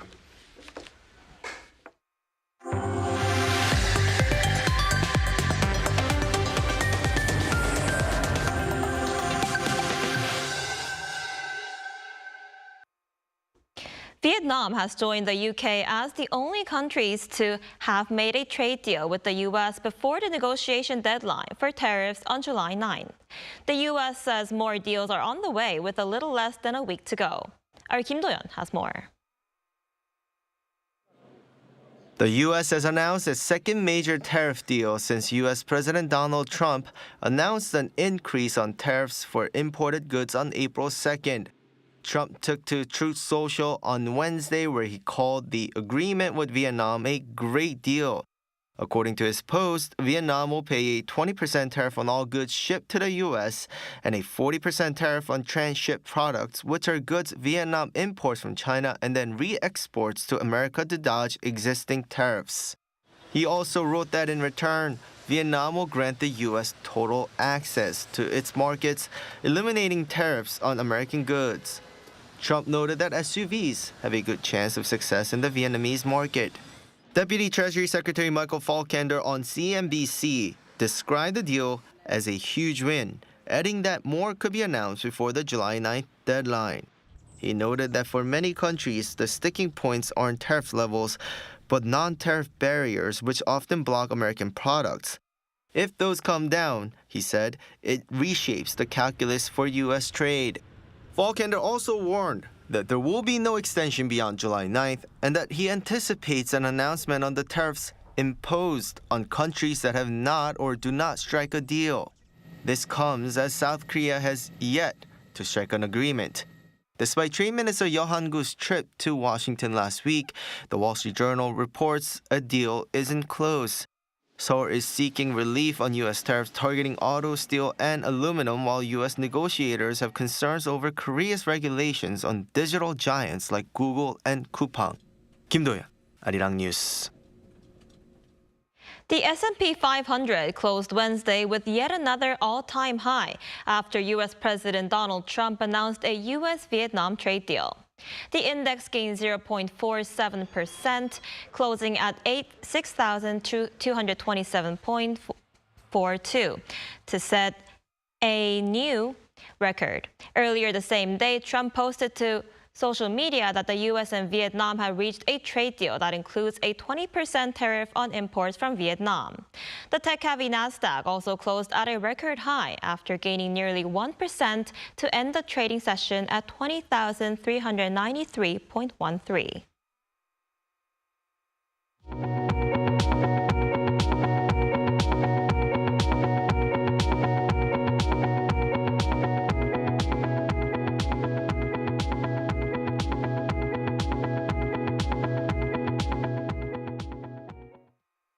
With negotiations completed on Wednesday, South Korea is set to export a second batch of K2 tanks to Poland, with the total value of the deal estimated to be more than $6 billion.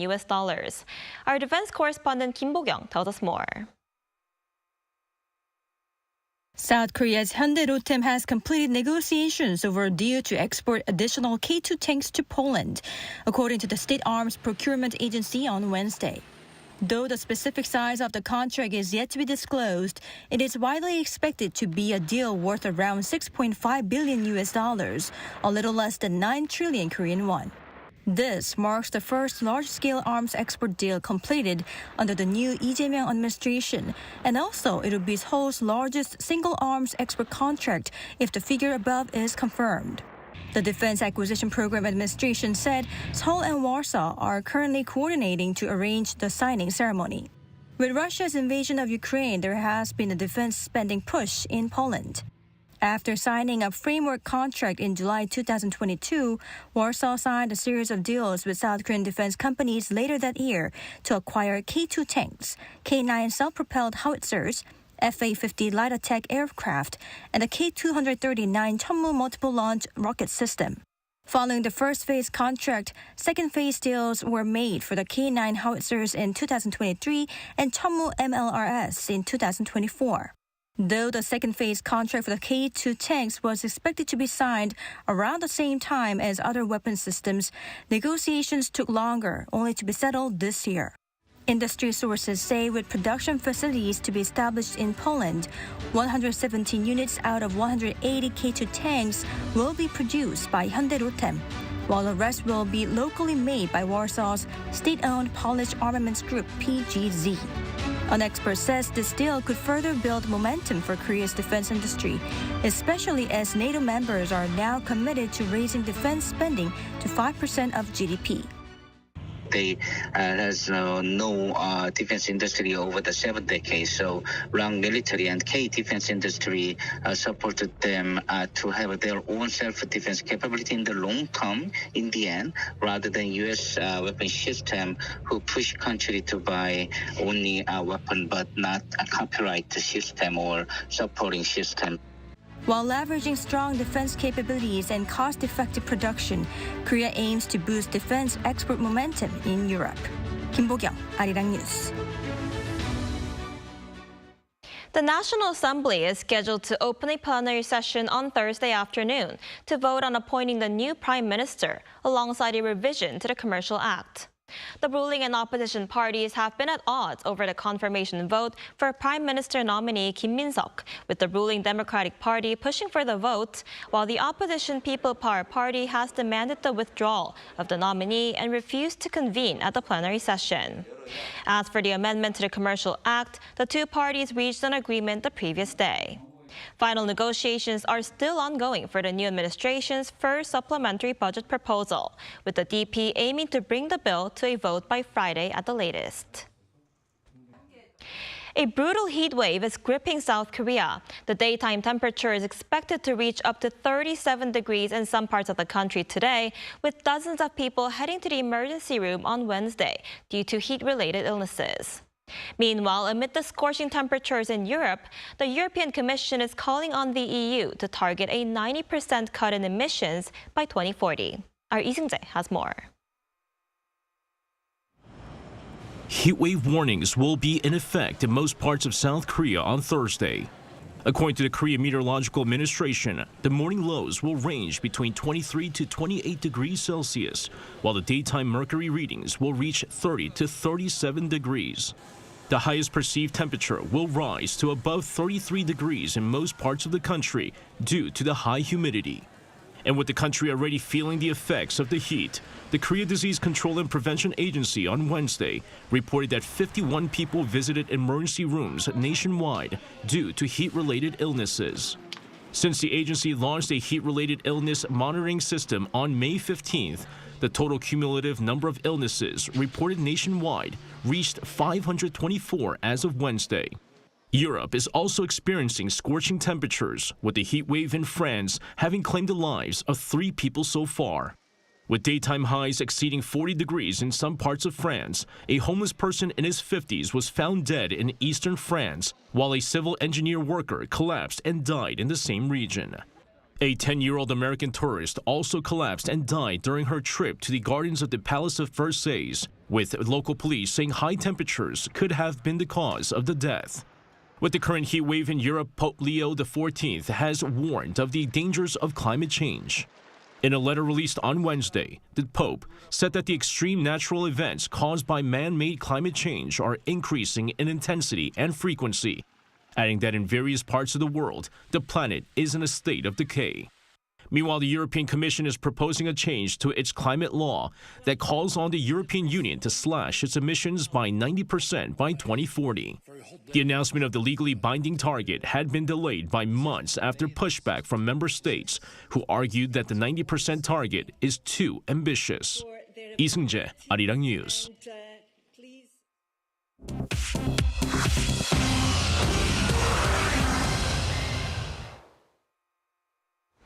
Good morning, I'm Choi Ji-hee, and this is The World Now. In the United States, in the trial of music mogul Sean Diddy Combs, the judge has upheld his convictions on lesser prostitution charges while clearing him of charges on racketeering conspiracy and sex trafficking, charges that could have put the hip-hop figure behind bars for life.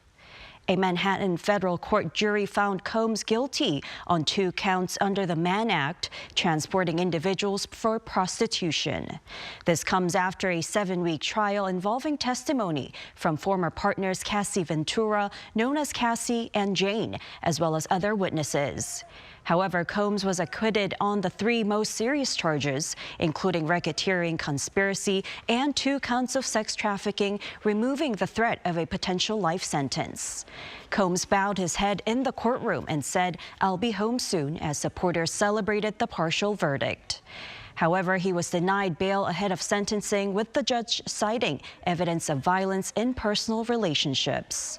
Sentencing will take place later this year, but Combs likely faces several years behind bars.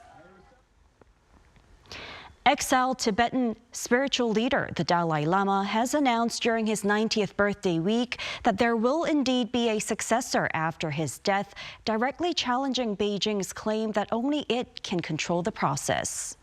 Speaking in Dharamshala, India on Wednesday, the Dalai Lama affirmed that the institution of the Dalai Lama will continue and that the Kaden Phodrang Trust, alongside senior Tibetan Buddhist leaders, will hold sole authority to identify his reincarnation. He emphasized that his successor will likely be born outside China, underscoring his rejection of any candidate chosen under Beijing's system. The decision resolves long-standing uncertainty and safeguards against China's claims of authority over Tibetan spiritual succession. He outlined that the trust, founded in 2011 and governed by Tibetan exiles, will consult senior monks and follow traditional procedures, possibly even nominating a living successor during his lifetime. However, China asserts its own legal right to oversee the Dalai Lama's reincarnation and asserts that it would need to be approved by Beijing. Tech giant Microsoft announced on Wednesday that it will cut nearly 4% of its workforce, approximately 9,000 jobs, as part of a strategic shift to accelerate investments in artificial intelligence infrastructure. In a statement to investors, the company confirmed the layoffs would span multiple divisions, including global sales and marketing teams. This is Microsoft's third major round of cuts this year, following approximately 6,000 layoffs in May and additional reductions in June, which have brought the total job losses for 2025 to more than 15,000. Microsoft plans an $80 billion capital expenditure for the fiscal year in support of its AI ambitions. In the U.S. state of Arizona, members of the Tohono O'odham Nation have begun their annual sacred saguaro fruit harvest, known as Bahidaj, marking the start of the new year. The ritual takes place over several weeks in late June to early July, when the ruby red fruit ripens atop the towering saguaro cactus that can reach 12 meters tall. The fruits, once harvested, are boiled into syrup, and some are fermented into wine, which is used for a rain ceremony. These ceremonies affirm ancestral bonds, the relationship with natural resources, and the resilience of the Native Americans' identity.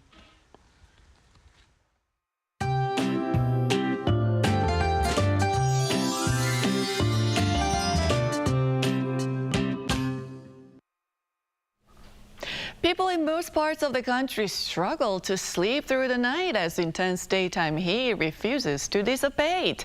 Heatwave alerts are in place pretty much everywhere. And following yesterday, Gangneung had another super tropical night with the minimum temperatures staying above 30 degrees Celsius with an expected high of 37 degrees this afternoon. Meanwhile, Seoul has also had its fourth consecutive tropical night.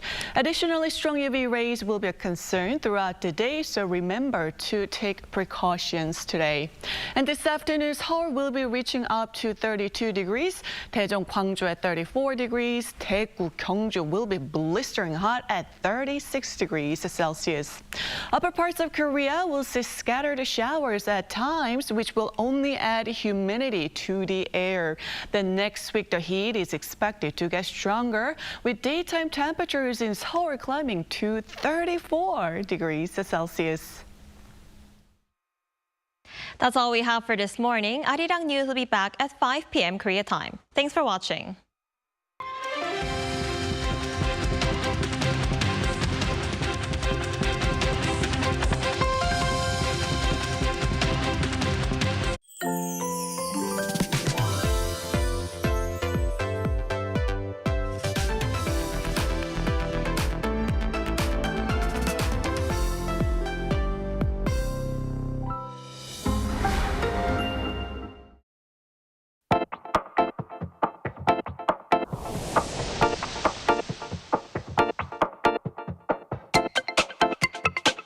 플라스틱 사실 편리하잖아요. 저조차도 활동을 하고 있지만 플라스틱을 사용할 정도로 생활에 많이 있다고 생각을 하는데요. 플라스틱을 대체할 수 있는 걸 계속해서 찾고 플라스틱이 아닌 다른 것을 사용하는 게 일상의 습관이 될 수 있도록 하는 것이 좀 중요하다고 생각을 해서 참새클럽 캠페인을 중점으로 활동하고 있습니다.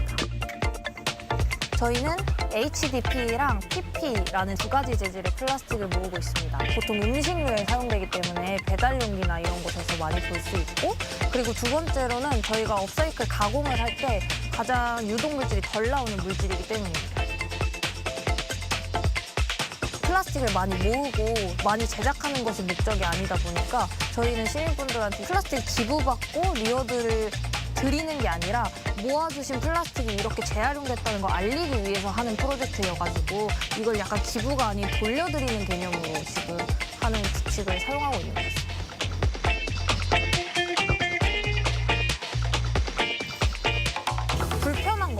다시 이 플라스틱을 실제로 사용하는 걸 모으고 이걸 세척해서 가져오시고 하는 과정이 이 불편함을 사실 해주고 계신 것만으로도 저희는 되게 감사하죠.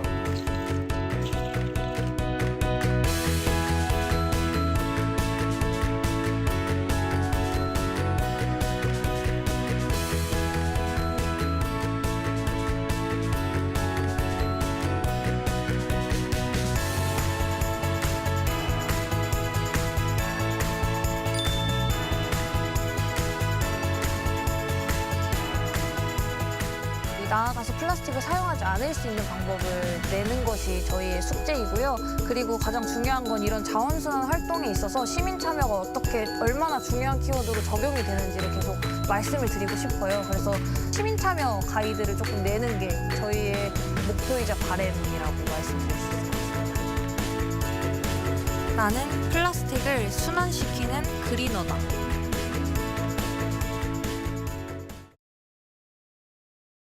Arirang TV is conducting an overseas TV viewer survey to provide you with a better global broadcast service. Share your valuable feedback on the Arirang TV website www.arirang.com or mobile application. Survey participants will be selected at random to receive special gifts. 2025 Arirang Overseas TV Viewer Survey. We look forward to hearing from you.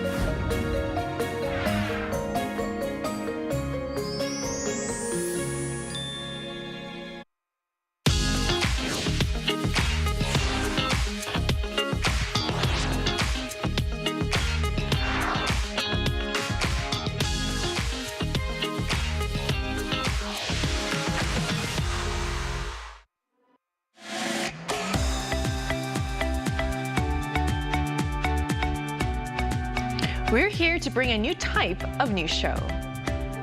New insights, new styles, and new topics every day. We are News Generation. Bringing news just for you is Thursday, July 3rd here in Seoul. I'm Lee Soo-jin, and this is News Generation. Joining us today is Kwon Ji-yeon. Happy Thursday. Happy Thursday. And Julian Kim is also with us. Happy Thursday. Happy Thursday. And both are here to speak on behalf of people in their 20s and 30s. So it's Thursday, which means we're going to begin with our keyword news, where we look at a story that has been gaining traction over the past 24 hours. And today's keyword is love bug.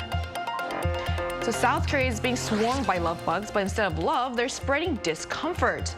Love bugs, also called double-headed bugs or honeymoon flies, are small black insects that tend to fly in pairs while mating. First spotted in 2015, their population began to rise in 2022 and has continued to grow since then. The love bugs are especially active during late June and early July each year. While they do not pose any harm to humans, they have caused significant inconvenience, swarming around residential neighborhoods and clinging to vehicles and people. So, Julian, what kinds of bugs typically freak you out? Do you have any tips for handling these pesky pets? Well, long story short, any bug will freak me out. I am not a fan of bugs, and I don't like them. If I see them, I freak out, and I just do whatever I can to avoid them. So, to answer your question, no, I don't have any personal tips for handling bugs. I'm probably the worst person you can ask. But I would say to avoid having bugs in your place, just keep your place clean, because that will reduce the likelihood of having bugs in your house. Honestly, I'm the same, because I also have a phobia of bugs, and it's so bad that I used to skip the insect chapters in biology. I don't know if you guys can relate to this. So, Ji-hyun, what about you? I have a phobia too, but not that much. I dislike bugs. I am not a fan of any kind of bug in this world, in this earth. Well, when I was in the UK, I saw them, spiders quite often, and once I saw one of the size of my face, I'm not joking, in the dining room, freaked out. And since then, every tiny spiders make me panic. I keep windows closed most of the times in my house and open them only for the ventilation for a while, and then clean the screens often and use mosquito repellents at home. And for my kids and for myself, I use those mosquito stickers, sprays, and even mosquito repellent bracelets. That's quite useful indeed when we go out, and that's why I try to keep the bugs away from my life. I honestly always have like a huge stack of those mosquito repellent stickers, so I can't imagine going through the summer without them. So that's also a good tip. So bugs, whether tiny ants or swarming love bugs, are an unavoidable part of life that can sometimes cause real discomfort. But sharing tips and tricks for handling these pests will hopefully not only help us feel more prepared, but also turn a common nuisance into a manageable challenge. So that concludes our keyword news for this Thursday. And as we head into the final stretch of the work week, we're diving into a global craze, a trend that's adding fun and personality to everyday life and showing up everywhere you look. So let's take a look at the screen to learn more. Toys are always a popular gift, but these days they're not just for kids. Adults are just as into them, fueling the growing kidult trend. One standout in this trend is the mischievous-looking elf-like character you've probably seen all over social media, Labubu. With celebrities also showing them off on their bags, these little toys, along with other collectible accessories, have become quite fashionable, but also very pricey. As we just saw in the video, we're diving into the kidult trend, which is all about collectible toys and keychains. I'm sure many of you have come across videos or pictures of Labubus, those small, mischievous-looking creatures with sharp teeth and tall, pointed ears, showing how popular this trend really has become. So, Chuyeon, do you collect toys like these either for yourself, or I know you're a mom, so for your kids? Yes, and yes. Well, I do have for myself and for the kids as well.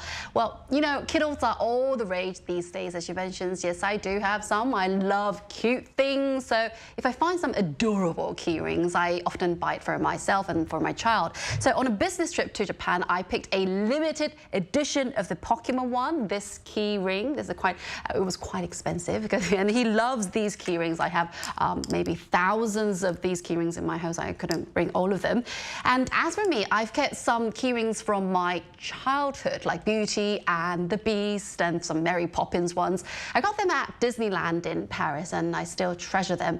And to this day, I still listen to those Disney soundtracks, The Beauty and the Beast, in the morning, and even play the Aladdin soundtrack for my son before he actually saw the movie. So, you know, there's something special about those sharing those characters back in the days that we enjoyed, I loved as a child. And it turns out that these tiny items hold such big memories in your life. So I was actually never a real keychain collector, and I don't know if it's because like they're all the rage these days, but I've also been gifted a keychain, and it's from the Beagle, and I realize it does bring a sense of nostalgia, not for just myself, but for people around me. I realize it's like also a conversation starter. People ask me about it, so that's also a perk, I guess. So Julian, what about you? Well, just like Julian has mentioned, I do have some Disney merchandise too. I have the peas in a pod from Toy Story 3, as well as some pins from Disney Pixar's Coco, as well as Phineas and Ferb too. Now, they have a lot of meaning to me because these are shows and movies that I really enjoyed as a kid, but that's pretty much it. I don't really actively collect a lot of these toys. I don't own any Labubus or any other collectibles. 2 of them are actually just gifts to me, and the other one I just ended up buying at a Disney store in high school. So yeah, that's pretty much it for me. Right, so what are some of the more popular collectible toys these days? We've just talked about Labubus, so they definitely seem to be like pretty much everywhere right now. So can you tell us more about Labubus first? Of course, of course. Well, one of the hottest toys right now is Labubu. Have you seen in the video from Hong Kong? It's inspired by mythical forecast creatures from Northern Europe. And these dolls are sold in blind boxes, so you can't actually know what is inside. This mystery adds to collectors' excitement. In a recent report, JP Morgan described Labubu as the next Hello Kitty. So unboxing videos have become a trend, and celebrities like Rose, Lisa, and even Rihanna have been spotted with Labubu dolls hanging on their expensive designer bags, which has drawn even more attention. Then how much is it? Some rare models have been sold for as much as $652 on resale platforms, and there are even some people taking out insurance policies for their rare Labubu dolls. According to Passport Card, a travel insurer in Australia, 1 in 3 NZ consumers has considered insuring their dolls when traveling abroad, and some actually went through it. You would get quite heartbroken, if you lost your doll while traveling. And there was a large exhibition, Labubu once sold at auction for over $150,000. Let me explain. It wasn't just any doll. It was a one-off edition with blue bunny eyes and sharp teeth. It's not just playtime, it's prime time now. When you first said they were getting these Labubus insured, I thought it was a bit excessive. But then you mentioned there were 6 figures. So yes. That's actually quite understandable. Indeed, indeed. Like I too would need therapy if I lost one of these 6-figure Labubus as well. So what other toys are popular these days, Julian? Yeah, well, in English-speaking countries, apparently Jellycat has been extremely popular for years now, which is surprising to me because as someone that grew up in America, I had no idea what Jellycat was until yesterday. But Jellycat was originally known for baby comfort toys, but recently they've been releasing products that have been targeting towards the kidult market. And they have become so popular that they now require online reservations just to enter their store. Now, Jellycat makes plushies in the shape of animals, fruits, desserts, and even more. But their best sellers are key rings that are just slightly larger than an adult's palm, especially the fruit-shaped ones. Some limited editions have been sold on auction sites like eBay for as much as $1,200 US. So I would say it is safe to assume it's not just babies that really enjoy their products. So I'm actually sort of familiar with Jellycats, as familiar as someone could be without actually owning them. So my friend and I actually stumbled upon some pictures of them, and we're like, these are so cute. And it turns out my friend was from the UK, so these Jellycats are actually from the UK. So she actually gifted them to her mom who lives in the UK, and her mom also really was really happy about them. So I guess it just transcends these, these dolls or collectible toys really transcends generations as well. So obviously hearing this, you can tell this market is quite profitable. So Jiyoung, can you tell us how much this market has exactly? Well, talking about numbers, NZ's consumers are now at the heart of the toy industry. In 2023, for the first time, people in their 20s and 30s overtook preschoolers as the largest group driving toy sales. The kidult market in Korea has seen rapid growth from $370 million in 2014 to $1.17 billion in 2020, and it's expected to reach $8.07 billion in the coming years. And these days, you'll find claw machines and capsule toy shops everywhere on streets, and even cosmetic and clothing lines featuring animated characters often sell out in no time. For example, the Face Shop, the cosmetic company, they released a Cacao Friends edition, and Adidas teamed up with the Simpsons. It's almost time to stop calling this a trend. It's a part of our everyday life now. Playtime isn't over, it's upgraded for adults. So Julian, what's the market like outside of Korea? Well, outside of Korea, it is safe to say that it's not just Koreans that really enjoy these products. The Economist recently reported on the global plush toy craze, and the global plush toy market, which is $12 billion in 2023, is projected to actually grow 8% annually until 2030.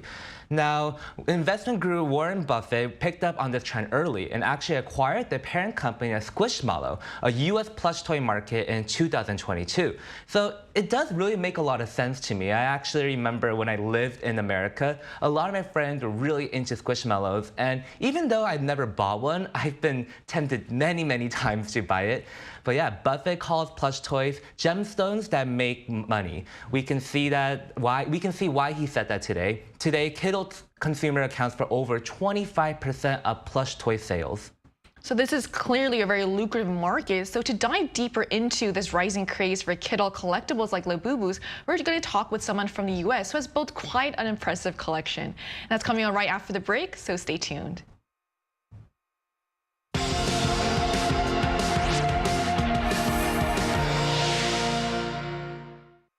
NewsGen wants to hear from you. Go to YouTube and search our channel Arirang News. Click Community and leave a comment down below. Make a new type of news with us.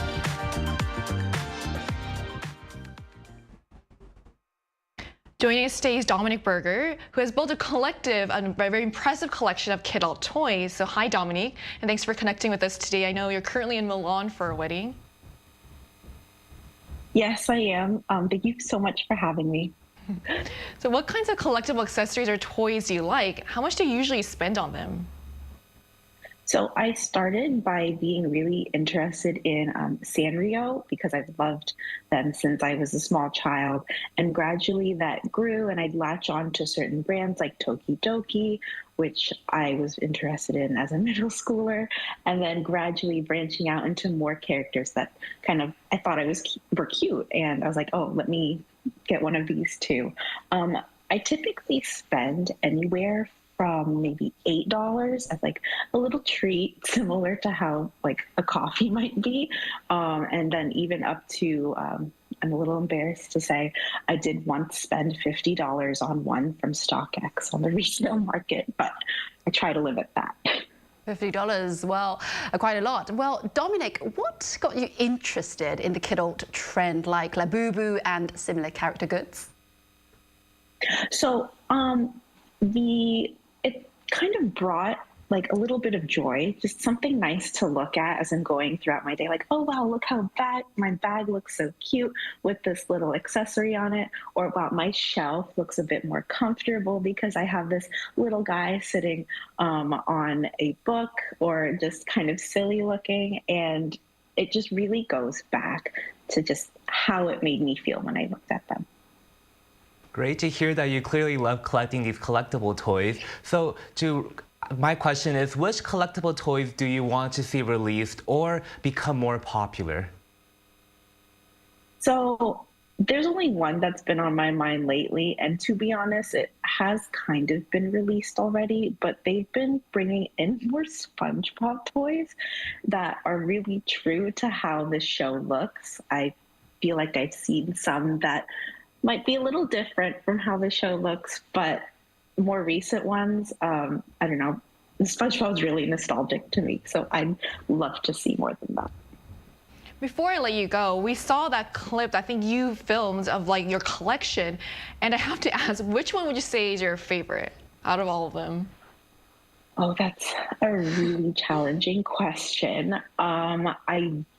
I mean, right now, my Labubus, I do love them, but I also really like my crybabies, which are also from Pop Mart. Some people have told me they look a little crazy looking, but that's okay. Thank you so much for sharing your insight with us, and all the way from Milan too. So thank you. Thank you for having me. So we just heard from someone who's an avid collector of these toys, and building on what we've been talking about, let's dive into the background a bit. So why do you think the Kittle trend has taken off the way it has, Juyeon? I think it's all because, or thanks to, nostalgia. You know, I was speaking with Dominic, I again remember my Barbie dolls back in the days. Well, the longing to reconnect with toys from childhood is a major driver of the Kittle market. Characters like Crayon Shin-chan, Sailor Moon, and Pokemon, hugely popular in the 18s and 90s, are still in demand today.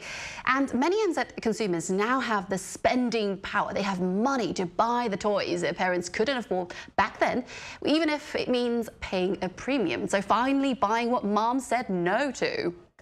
I think it also means a lot because it's kind of you getting that finally overdue yes after all those no's. So what are your thoughts on this, Julian? Well, our generation really do tend to enjoy collecting as a hobby, which really does match with the Kittle culture. We collect figures and merchandise from our favorite characters from studios like Disney, Marvel, or DC, as well as forming and building up fandom communities too. Now, limited editions are especially very, very popular amongst our generation. Social media has played a huge role in spreading Kittle culture. Figure unboxings and review videos are extremely popular and gets lots of views on social media platforms too. So we're going to get a broader sense of this. So we turn to our viewers on the Arirang News YouTube channel to get their take on the Kittle trend. So we asked our viewers how much they're willing to spend on buying toys, and here are the answers we got. 41% said they would spend up to $50 US. About 24% were comfortable spending up to $10, while 20% they would spend as much as $100. And interestingly, 15% of the respondents said they would spend over $300 on toys. So before we finish up, Juyeon, can you share your thoughts on the best way to fully enjoy the Kittle trend and how to make the most of it? So in order to enjoy this Kittle trend, you've got to be healthy. You have to enjoy this in a healthy way. We should move away from the overpriced resale trend. It's not good for children. It's not good for the education. It's not about how rare or expensive your item is. What matters is the joy it brings to your life. And don't compare your collection with others. Enjoy it at your own pace, in your own style. And after all, it's not just about collecting those items, collecting those toys. It's about reconnecting with childhood and learning to value simple happiness through those toys. And don't be that way. Just let yourself have fun with those and collect memories, not just toys. They've gotten really expensive, which is why I feel like your advice is really good to remember this is all about just having fun and bringing more joy into your lives. So Julian, what about you? Do you have any advice for us? Well, it doesn't really feel right to tell anyone how to enjoy their hobby, especially someone that doesn't even really actively participate in this trend. So all I can really say is just do this for yourself and enjoy it. If it brings joy to your life, then, well, I'm very happy to hear that. So while some of these collectibles can come with a hefty price tag, many fans say the joy, the nostalgia, and the sense of connection, and even feeling a bit cool by being part of the Kittle trend make it well worth it. And for many, it's not just about owning the item, it's about the experience and joy that come with it. So this brings us to the end of today's episode of News Generation, but News Gen will be back tomorrow at 10:30 a.m. Korea time. Big thanks to Juyeon. Thank you for having me. Thanks for coming in, and Julian. Thank you for also having me today. And to our viewers, thanks for watching, and we hope you have the best day. We are News Generation.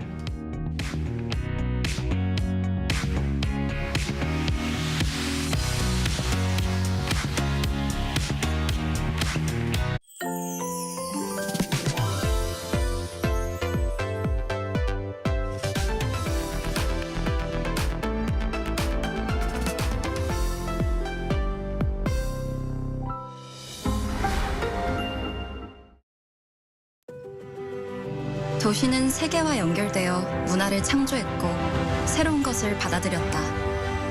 함께여서 우리는 더 자유롭고 더 멀리 갈 수 있어. 닫힌 문이 아니라 열린 질문으로. 나에게 에이펙은 자유, 융합, 국제성, 다양성, 포용, 개방. 신라의 정신이 에이펙 2025로 이어집니다.